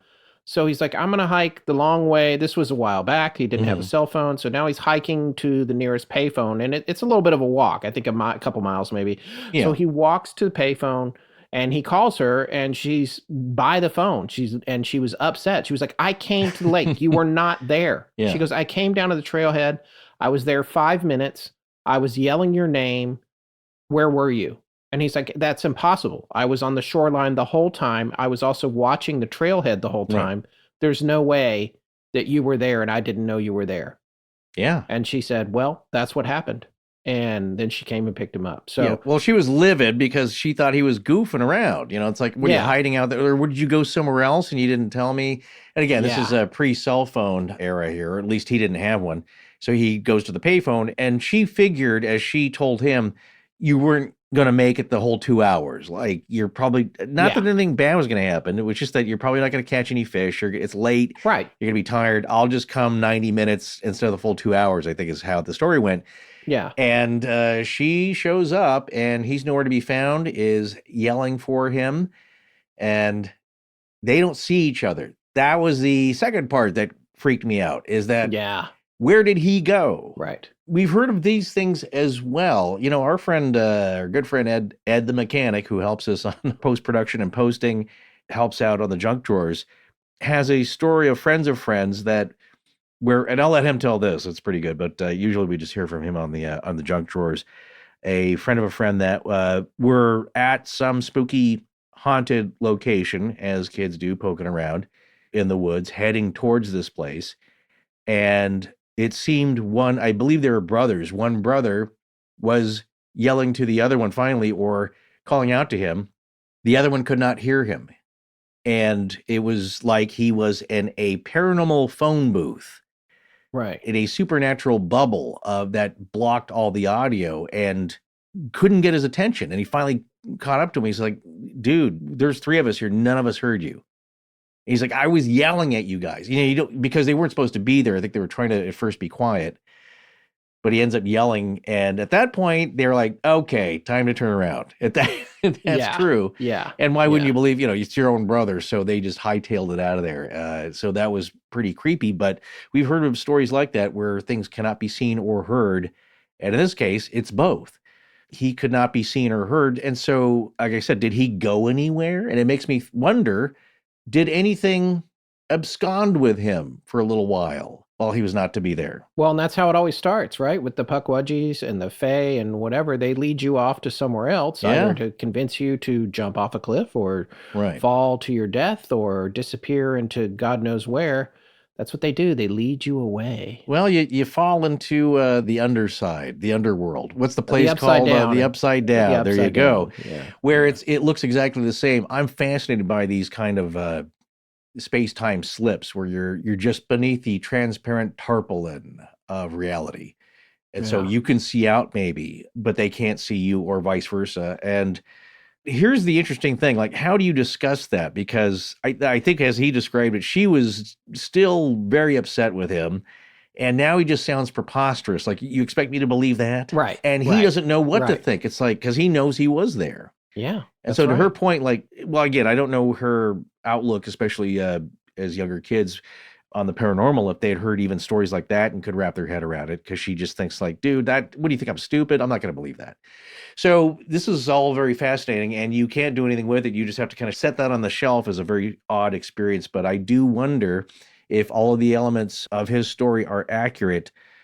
What happened? Where did he go? How was he cloaked? And why was something doing that? So again, I don't know if it was some other entity or if it was a projection of him being mirrored. It always made me think of a little bit like Arnold Schwarzenegger in Total Recall, when they had that device that would mirror you. Yes. Remember in the shootout, and it kind of mirrors you, and they shoot at the wrong thing, but you're actually behind them. It's just projecting an image out in front of you that's mirrored. I'm pretty sure he stole that from Bruce Lee when he was in the House. Did he? Enter the Dragon? Just the idea. Yeah. Enter the Dragon. Oh, that was so cool. What a great drive-in theater movie. It would just be very unnerving to see all that. And from her perspective, she didn't see anything. Yeah. She just gets a weird story. Like I said, that he's got to live with that. So after that incident with him, I think he said he did not go back until about 6 months later to that area, when a good friend of his, I think he told the friend, and he's like, well, we should go down there and check that out. You remember on Lenape Lane, people see orbs? That's also part of the lore. Like, let's go check that out. And right. Again, right. he did. And again, this is a single lane dirt road that's more like a driveway that has an old stable or something at the end of it, or off to the side of it. So that's where they decide to go and drive back in there. And so they go back in there, they get out of the car, they're walking around, and they walked at 25, 50 yards into the forest, didn't really see anything for a minute. Yeah, at first, again, that's it's dark out there. Oh, I had one other note I made here that I want to talk to you about, because again, it connects to a story, and I try to get better at making these kind of connections. I have mentioned this before because it is one of my favorite Halloween listener story submissions from this last Halloween that somebody sent in, and we have to apologize it didn't get picked, but we certainly kept that in the group one of stories. It's a little longer in that case, in that several things happened. By this woman talks about having visited the Middle East, and I think some reason it could be academic. She's there with a tour guide or group that shows you around the area for a specific amount of time. You have a tour guide there who's local, who shows you around the various sites. And I think she's with the group, could have been maybe as many as 10 to 14 people, something like that. So they're in the desert at this one location. So they're staying in they're not really yurts, but think about that, where it's a fabric or rug covered sides of these small huts where they're sleeping in. And it's at night, they're out walking around, and it's the desert, it's the open desert. So it's pretty barren in this stretch, but they see somebody else, and I can't remember how far away. She may have said it's about maybe 40, 50 yards away. They see this dark figure. And at first, they don't have any suspicion about it. Like, oh, is that somebody from our group? Because I think they were out, people were out at nights, of course, a hot night, and just wandering around and looking at the stars, and it's beautiful out, and there's a hot breeze blowing through, and they see this dark, shadowy figure, and they just think it's somebody else from the tour group. So as they start walking towards this, saying, like, hello, hello, and they're starting to walk towards it, they notice that they never get any closer to this thing. Mm-hmm. Yes. And after and after a while, it starts to not make any sense. Like, we've been walking for about 5 minutes. We should be there by now, and it's not moving. It's not like this thing is moving away from them, because it seems kind of stationary. Right. And then that's when the very uneasy feeling washes over them. Like, is this a djinn? Because it's a very dark, shadowy figure. And I don't know if it was like the Ifrit with the wings. There's a wing djinn, but this seemed like a regular person. I think they had no fear at first walking towards it, because your first inclination is that it's not a supernatural being. But then you start to put it together, like, oh, the Middle East, ancient, desert, djinn, dark figure, not coming any closer to it. And then I think at that point, and this is the part I don't remember quite as well, I can't remember if they started to walk back, and at some point, again, with the pebbles, they're getting pelted with pebbles, or it could have happened while they were back in their fabric-sided huts. And they have a metal frame with these things, and I think something was also like shaking the door violently when there was no lock, like I couldn't get in. Anyway, it's a great story. Yeah. We hope to do the story more justice in the future, more fully. But for now, again, it's one of my favorite, just because it's a very evocative night in the ancient desert sands kind of feeling. But it reminded me, you're not getting any closer to this thing. It's a fisherman. Yeah. It's a djinn, whatever it is. It's keeping its distance. And at some point, you decide it's better to go the other way. Yeah. Sorry for that tangent there, but we're back to Lenape Lane, and they're looking to see if they can see any orbs. Yeah, so they're out there in the woods, and then suddenly they start to see these lights flashing, like bright white lights flashing. He described them almost as looking like flashlights in the canopy of the shrub, right? And the other trees, like far back from them. And so then they realize that they're flashing in different locations, almost like people trying to do Morse code between each other, rapidly turning on and off. Mm-hmm. And they can't figure out what it is. And they keep trying to close in on it or zero in on it, and they just can't get to the bottom of where these lights are coming from. And so after a period of time, they decide that maybe it might be a good idea to leave. They head back to the car, they tear out of there. And so these lights, they could be orbs, even though he described them as sort of flashlights. But fortunately for him, they never turned red, because supposedly the stories are, if it turns red, death is imminent. So that was another experience he had. He had one final experience. Well, he described this towards the end of his appearance on Sprague's show. He mentioned one that actually was the first experience he had was when he was 15. So this was 2 years before he went swimming at Ghost Lake. He was camping with his father, and they were up on Ginny Jump, up on the mountain. And while they were up there, they could see everything. They had a really good view. They could actually see Ghost Lake. They could see above the canopy of trees. And down in the trees, there were lights flashing rapidly that looked like lightning, but they were beneath the canopy, this lightning. Yeah, as if people were taking a bunch of flash pictures. Yeah, he said he described it as almost like someone was running through the woods, setting off a flash on a camera Right. over and over.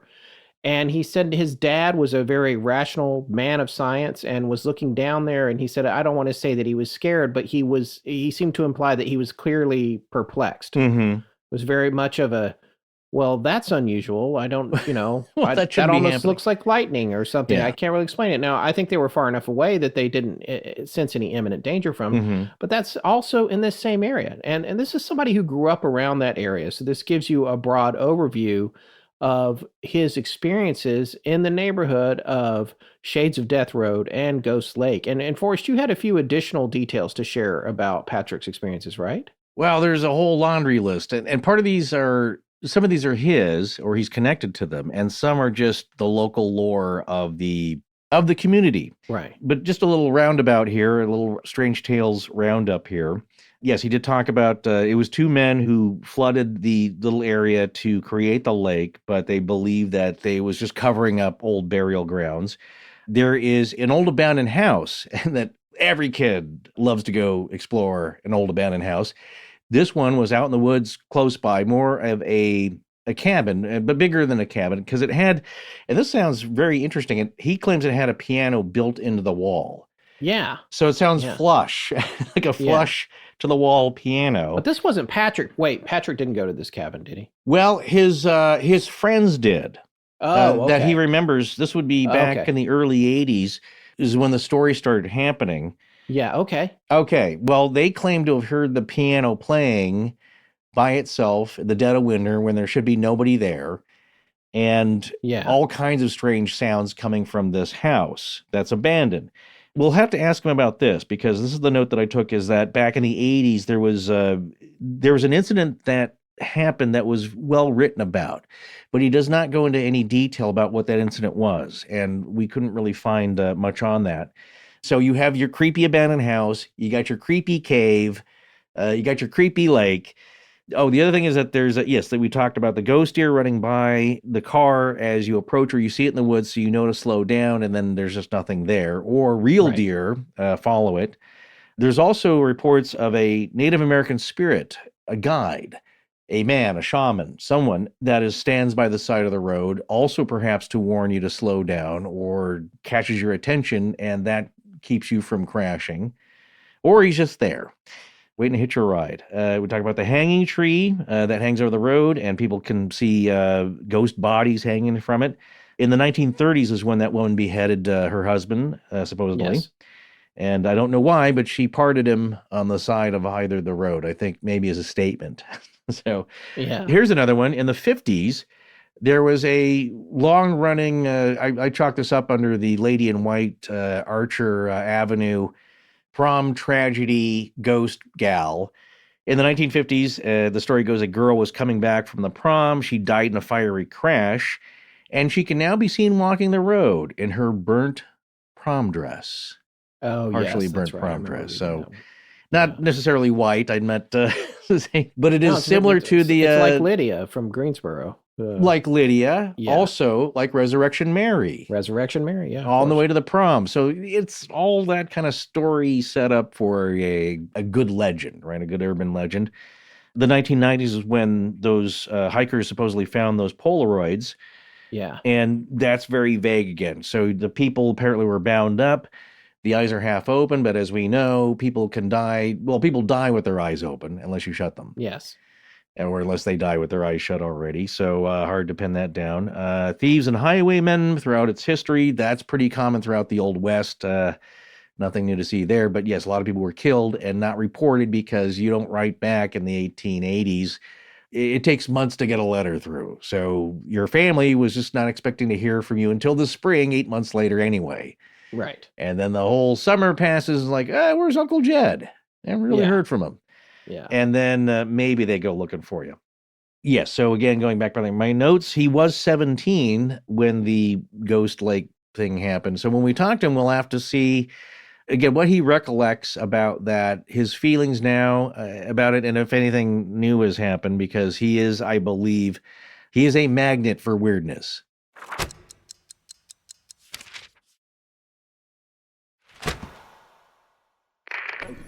Hi, I'm Eva from Baltimore, and you're listening to Astonishing Legends with Scott Philbrook and Forrest Burgess. Now, back to the show. So obviously, getting down to the nitty gritty of why this story is such a big deal and it's got so much traction, a lot of it you can attribute to Weird New Jersey, which is a huge, huge source for this kind of stuff and a wonderful source. But there's a lot of local lore surrounding it. People are talking about it culturally, and there's a lot about it on the internet, like a whole lot. Like sometimes we go to look something up, it's obscure, it's hard to find things, but this one, there's just 10,000 search returns come back when you start talking about it, which makes it harder to cull the information. Right. But, it's an infamous story, and it made its way into the zeitgeist. It's fun to talk about. Yes. This whole realm, this whole genre is an inscrutable kind of thing. You're never going to get a handle on it. Right. But I've accepted that. I think is the message of the show. It changes. It's always elusive. It's just out of grasp.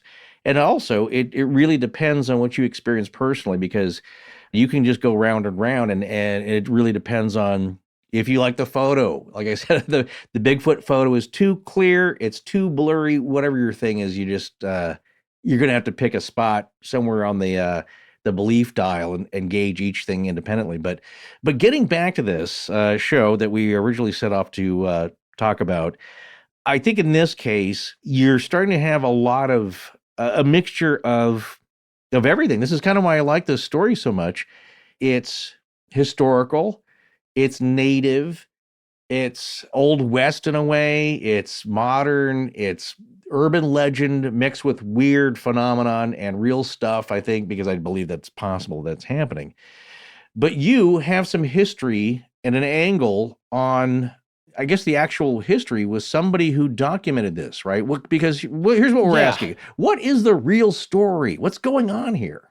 Well, there's always a root story behind this stuff. We've seen this many times. You do your cursory research, you look at all the links, you try to find the sources of the information, and you just wind up going in circles. And then you realize the websites are all ripping each other off, exact words, phrases, and even the order they appear in on different blogs. And 9 times out of 10, even government websites like the park systems that contain some of these locations. Well, who's got time to research on their own and write this up? That's why I think we try to look for historical societies that are local, and you'll get some curmudgeonly older person who's spent a lot of their time and interest writing this down. I tend to trust that. They always have again, everybody's got a personality and a point of view, and that's my point about what we were just been talking about, because we saw that in a little bit in Atchison with the local historians, and that they draw a conclusion based on them gathering a lifetime, 25 years, 30 years of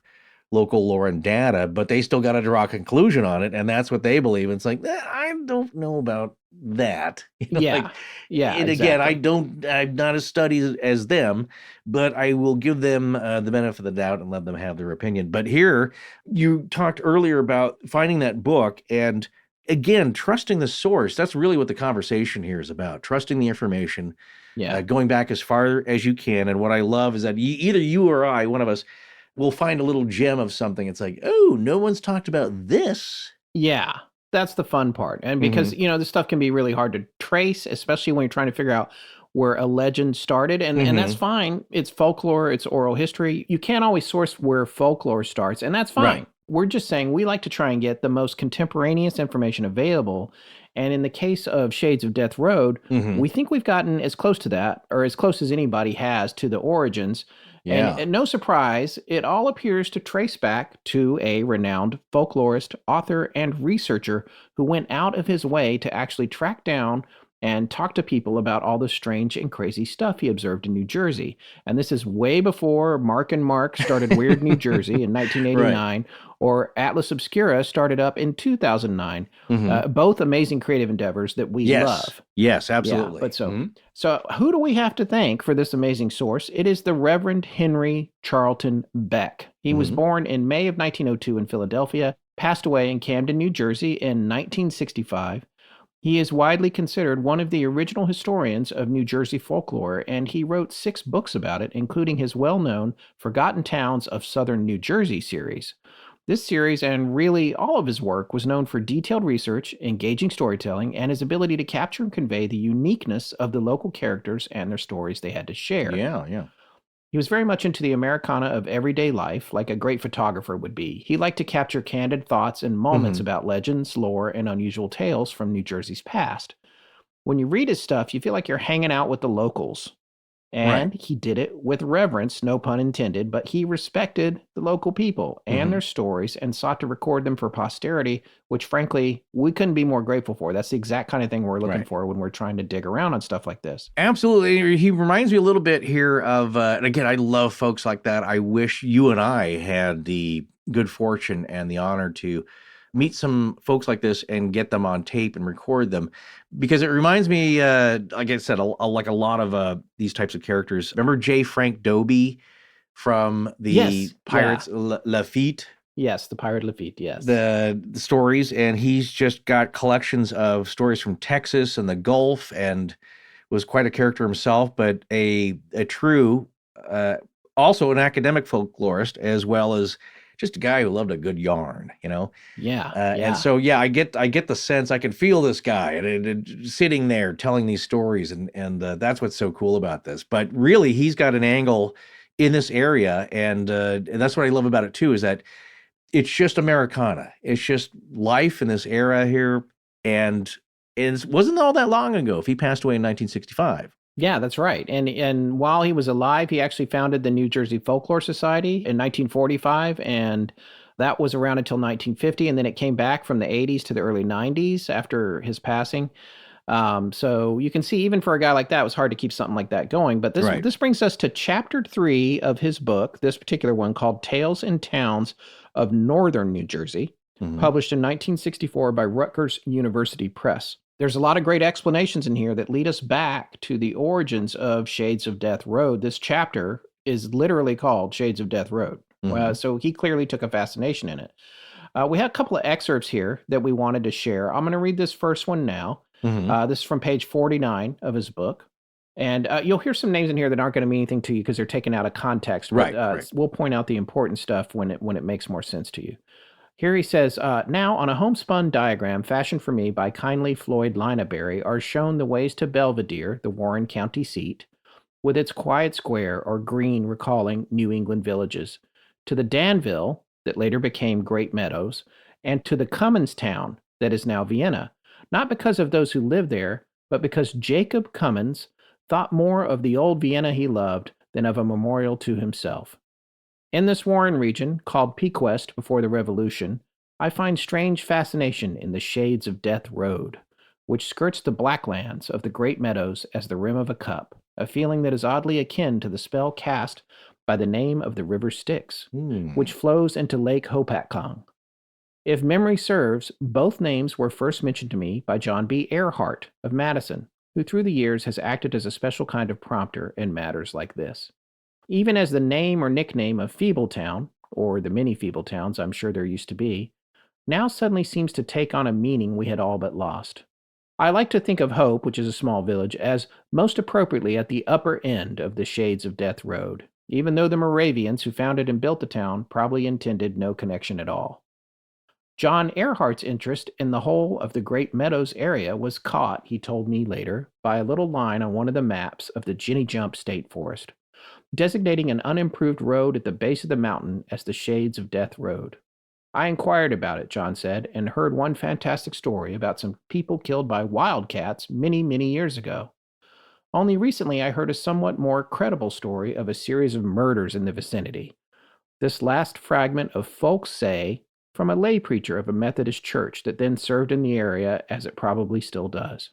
However, the nearest I came to a reasonable explanation for the Shades of Death was in a little booklet given me by a neighbor, Luther C. Skull.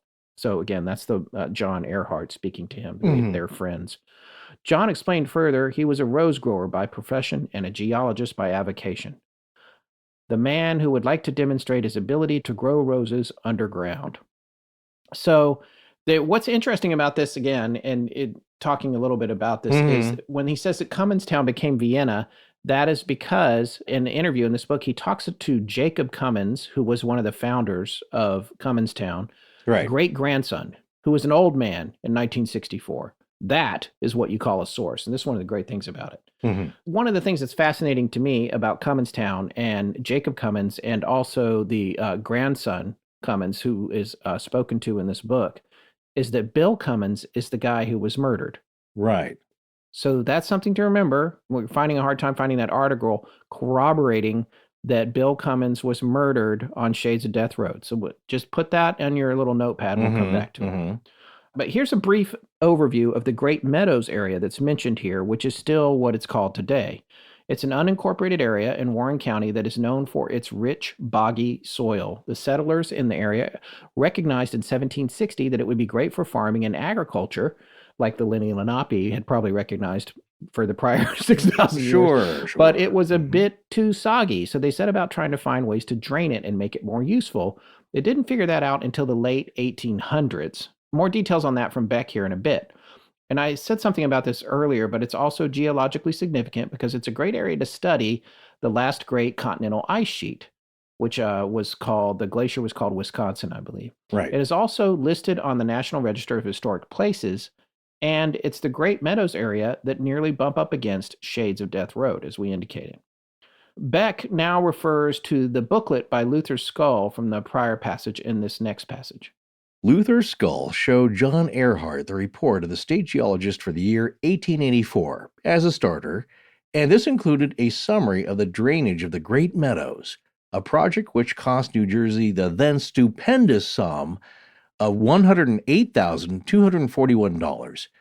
Some obscure notes in Luther's books seem to shed light on the shades of death, John explained. They quoted Dr. William I. Rowe of Vienna as saying, in 1877, that almost 30 years before he had been in practice for 2 years at Danville on the lower border of the Great Meadows. At that time, Dr. Rowe said, the prevailing diseases were, for the most part, malarial in character.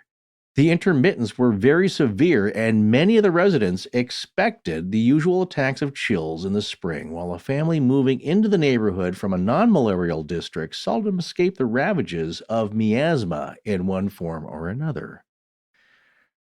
John Earhart found that another physician, Dr. E.T. Blackwell of Hackettstown, had turned in this report. In 1849, I passed the year at Townsbury and saw the influence of the Great Meadows. The health of the community was good until the middle of August, when malarial diseases in great variety and of all grades of intensity became extremely prevalent. Until winter, this outbreak continued, prostrating in some instances 3 or 4 members of the same family.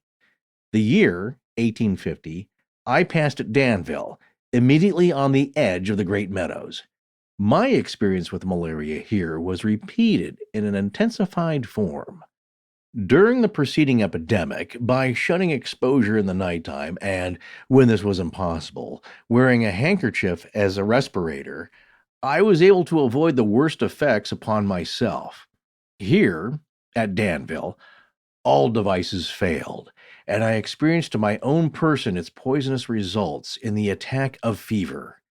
It appeared to me, while sojourning in this neighborhood and marking the blinding effect of these influences upon the health of the people, that I could perceive in the lessened vigor and robustness of many of the residents the results of this insidious and baleful poison. According to my observation, this is by far the most malarious district in this part of the state.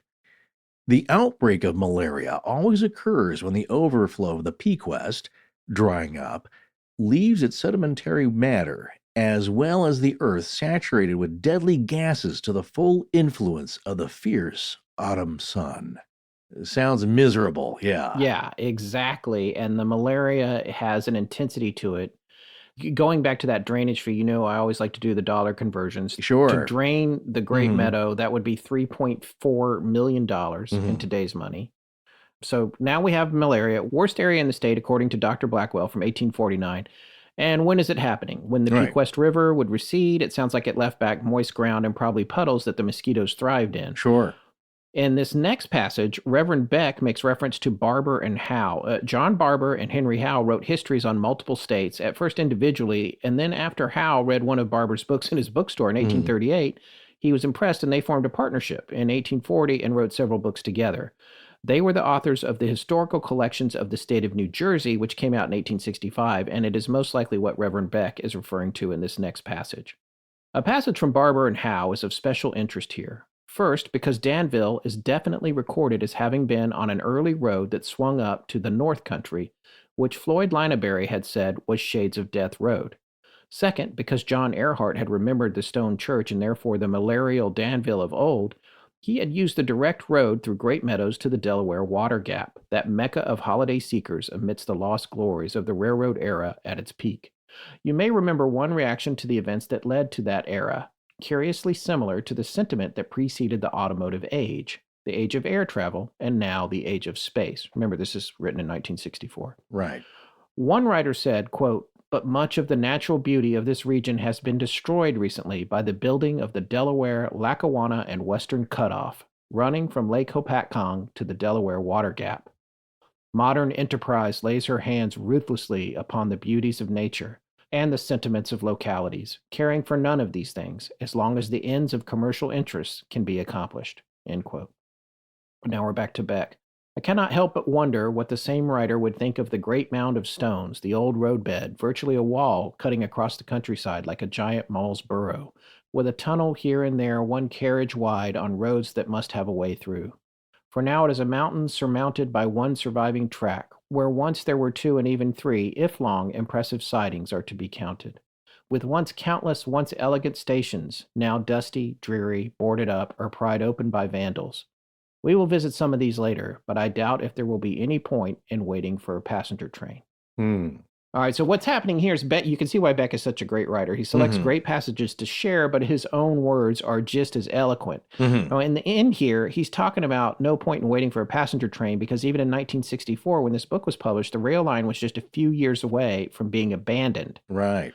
So the Lackawanna Cutoff, it was just under 30 miles of track. It was built, I think, from 1902 to 1911 or something, the early 1900s. And it was part of the main line between Hoboken, New Jersey, and Buffalo, New York. It was considered the most scenic rail line in the state, which would explain the lamenting of it even being built in the first place through such a beautiful area. And passenger trains stopped running on it in 1970. Freight trains stopped in 1978, and in 1984, the tracks were removed.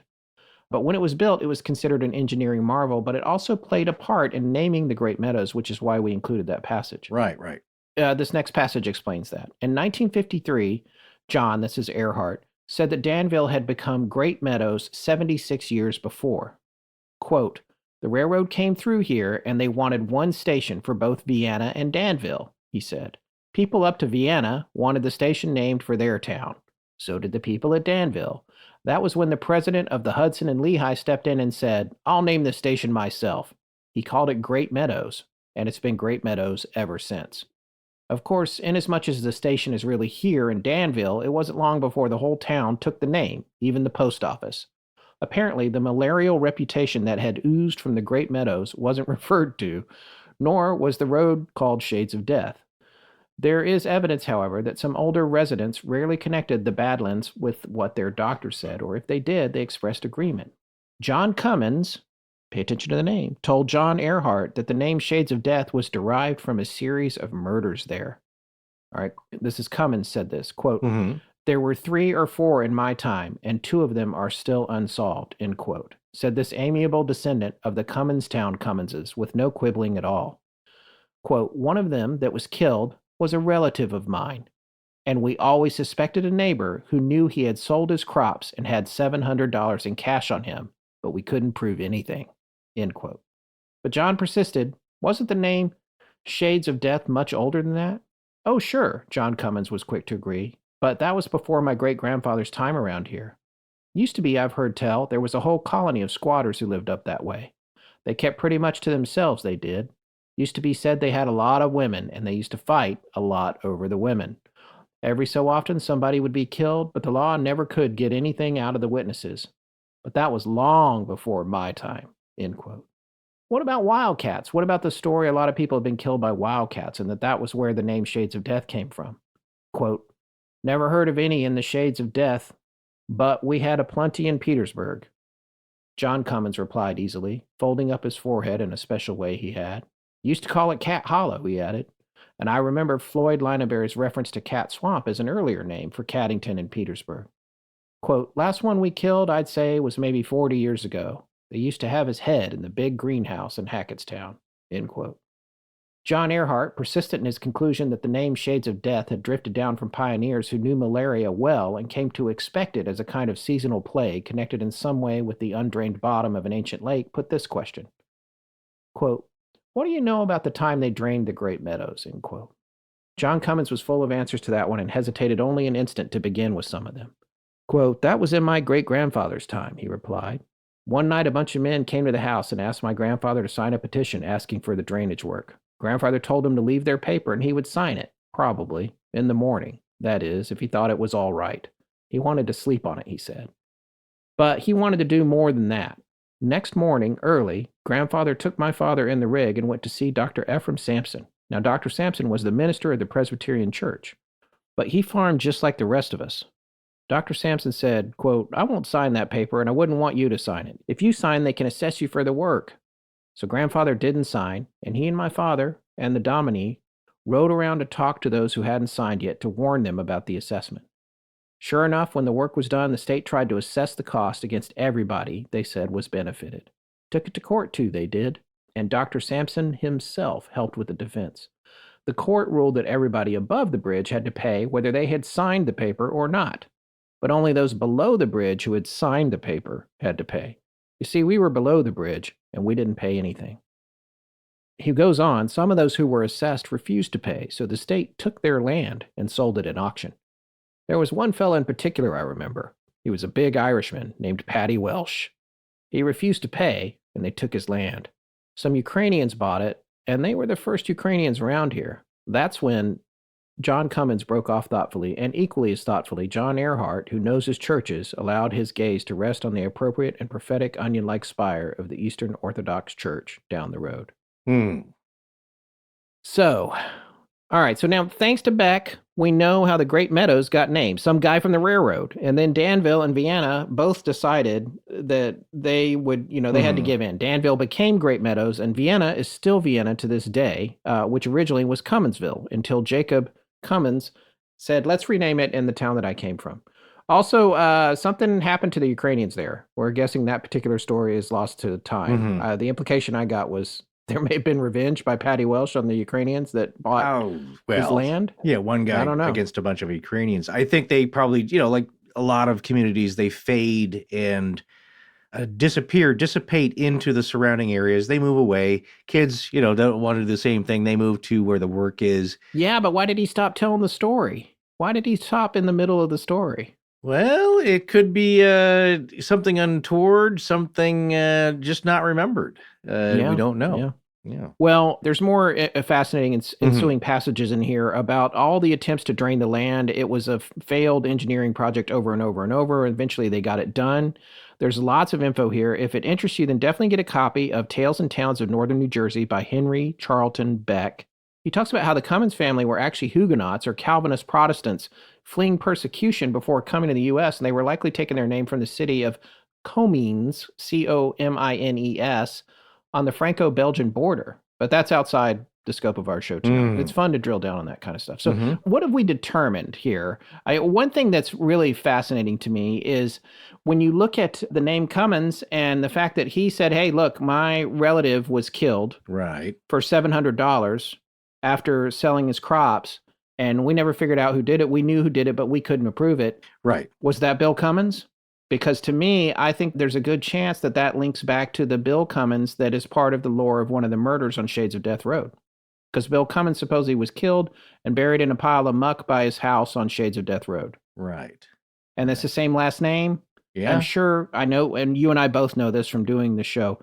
If the Cummins have been around there that long, there's a billion of them. So that it's a little bit of a leap for us to say that. I am going to look into ancestry a little bit. I don't want to get, sometimes that takes me hours down I a path know. of Yeah. tracing people, but I will, this is only a couple generations, so maybe I can find Bill Cummins. I'm going to take a look at that. There's a lot of stories about Shades of Death Road and its neighbor, Ghost Lake, murders, bandits, hangings, Native American warfare, malaria. It's hard to say which of these tales inspired its name or maybe be responsible for ongoing paranormal activity there. Perhaps all of it is. Whatever the case, there have been numerous strange encounters in the area, and the locals have grown weary of the sightseers. The original street signs have been replaced by strong concrete and steel pillars because they kept getting stolen. Well, isn't that a good sign to have in your basement room at your folks' place? I'm sure that's what 100 people thought, and then they Yeah. put up signs that are harder to steal now. So Right. It's just amazing, though, that is the actual name of the road. But this has been my point all along, I think, in this episode, is that a lot of it's POV, in that we hear the word shade, we hear death, we hear road, often associated with tragedy, death, wandering ghosts, burnt prom dresses, Native American shamans standing by the side of the road. All these things add up to an element that makes up a lot of our folklore and our best ghost stories. And there's something about roads, there's something about indigenous peoples, there's something about water, there's something about murder, lost Polaroids. It just, it's got a lot going for it when you just look at it as a incubator of American folklore or any folklore. I was just watching something. My wife was streaming some stuff the other day, and I was watching this documentary about unusual cases, I think viruses specifically. And it was talking about the hantavirus outbreak, which I don't know if you remember that. Oh, yeah. And it was pretty scary. People were dying from it. It started out with a very young boy and girl on a reservation, I believe. Boy was very healthy. He had been like a basketball player, and maybe his sister or girlfriend. Unfortunately, I can't remember their names. Right. But when they got to the bottom of what was causing that, the root of what led Western medicine to figure out how to defeat the hantavirus came from medicine men on the reservation who had long said that when there was an abundance of mice, if they ran across your clothes, to burn your clothes. And that led to what allowed Western medicine to figure out how to deal with the outbreak. So so when you see a shaman or a medicine man or anybody on the side of the road, it's, you might want to pull over and get some advice. That's part of always been my theory in a lot of this stuff that we cover. And again, I find it so ironic how people will give them some leeway, let's say within cultural respect, and others about the ideas that they've been passing down from generation to generation for tens of thousands of years. They don't say this out loud, but they think they're silly. Yeah. Look, I always remember this one line that is towards the front of the SAS Survival Handbook written by John Wiseman that talks about if you ever find yourself in some rough conditions that are unfamiliar, do as the locals do. They've been living in that for longer than you can remember, for generations, for tens of thousands of years, perhaps. They figured a lot of this out already. Yeah. Every story you talk about, I can't remember, it wasn't Shackleton, but some expedition to the frozen lands up north, they arrived with European wools and heavy coats and, kept you warm, fairly well, and oil skins and all that. But that's their outsider technology. And what they notice is like, well, when you start to do heavy work, you're lugging stuff, you're trying to build stuff in that weather, you start to sweat. And then the sweat gets cold and it freezes. And now you're colder than as if you had nothing almost. So That's right. they look to the local Inuit peoples, and it's like, well, they wear a caribou skin, but no undershirts and pants that are, I think that are caribou skins. And they learned that the caribou fur, I'm just remembering stuff I saw on TV, is hollow, and air makes a very good insulator. So it's like, they figured it out already. They're fine. They have their igloos that they sleep in, and the temperature is pretty regulated, and you get used to the cooler temps. But to survive, they had to learn to do what the indigenous peoples have been doing all along.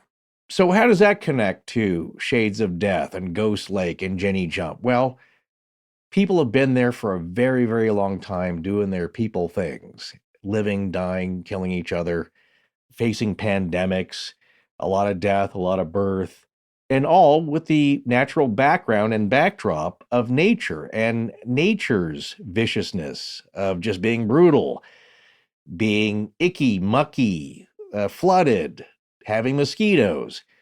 It's hard enough just to survive. Perhaps it's like that sore spot on your skin that always seems to break out. It's a little weak spot. It's where the blisters always happen, or you get the cold sore, or the spot that was always bruised or scratched and it's always discolored. It's just beat up and it's worn and it's got a scar. And maybe that's what this area is. Because Shades of Death Road is clearly a place where people have had face-to-face encounters with the unknown. The question is, are those encounters what inspired the folklore surrounding it? Or does the folklore draw the dark side of history to come out and play?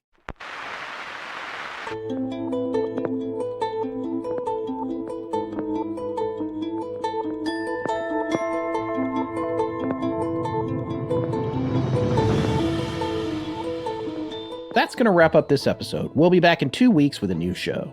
Join us on Patreon to hear us on the much more candid, astonishing junk drawer in the meantime. We actually just did 2 in a row while we were off for the 4th of July, and most of the time they are live on video for our patrons at patreon.com/astonishinglegends. Astonishing Legends is edited by Sarah Voorhees-Wendell at VW Sound and co-produced by Tess Feifel, who is also head of research and the social media manager.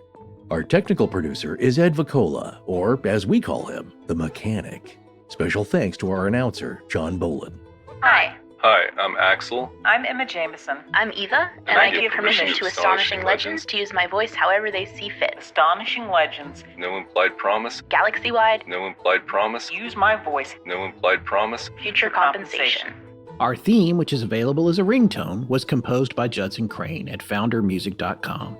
All other music and sound design for the show is composed and created by Alan Carestia. Our logo was created by Tommy Beaver Design, and our animated graphics for social media and YouTube are done by Joshua Sloan at deadstreetproductions.com. Every episode going back to September of 2020 has a transcription available on its corresponding webpage at our website. Earlier transcriptions can be made available upon request to astonishingcontact@gmail.com. Astonishing Legends would not be possible without you, our listeners. Visit our store at astonishinglegends.com or interact with us and other listeners on Instagram, Twitter, Discord, Facebook, and YouTube. You can also visit us at patreon.com/astonishinglegends, where patrons have access to additional bonus content, including the Patreon exclusive show, Astonishing Junk Drawer, which is available every week. The main show is not. No part of this show may be reproduced anywhere without permission. Copyright Astonishing Legends Productions. Good night.